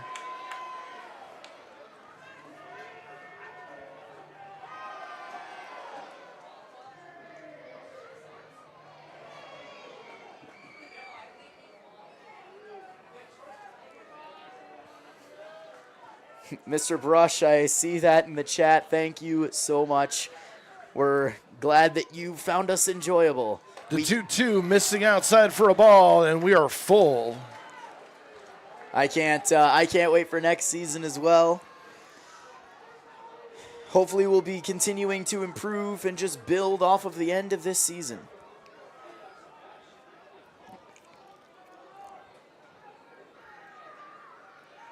I'm just hoping to be able to do this for the next 20 years. The 3-2 pitch. Runner goes. Fouled off again. Look out. And the ball's now stuck on the netting. There it goes. A fan knocked it off. So Sebastianelli keeping the fans on their toes on the left-hand side of the field. The 3-2 pitch. Ground ball to first. Taking it to the bag is Espinal. He steps on it for out number 2 as McLean Banks moves over to second base.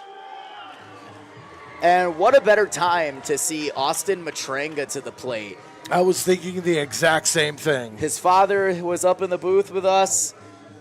Got to get an interesting insight on the father-son combo.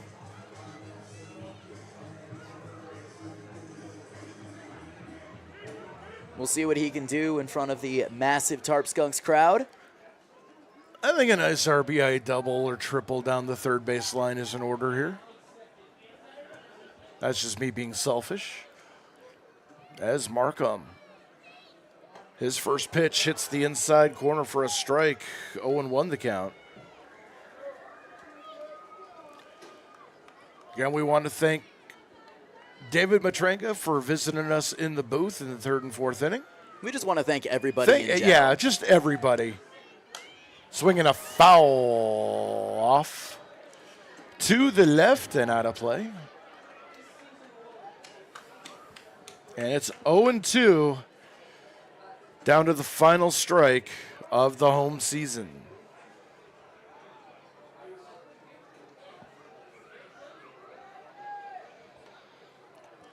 The 0-2, taking high for a ball, 1-2.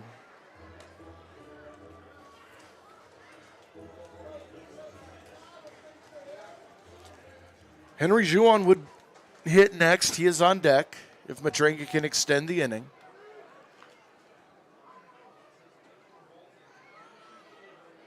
CWB Davis 716. Again, thank you as well. And the pitch. Off the outside corner, just barely for a ball, 2-2.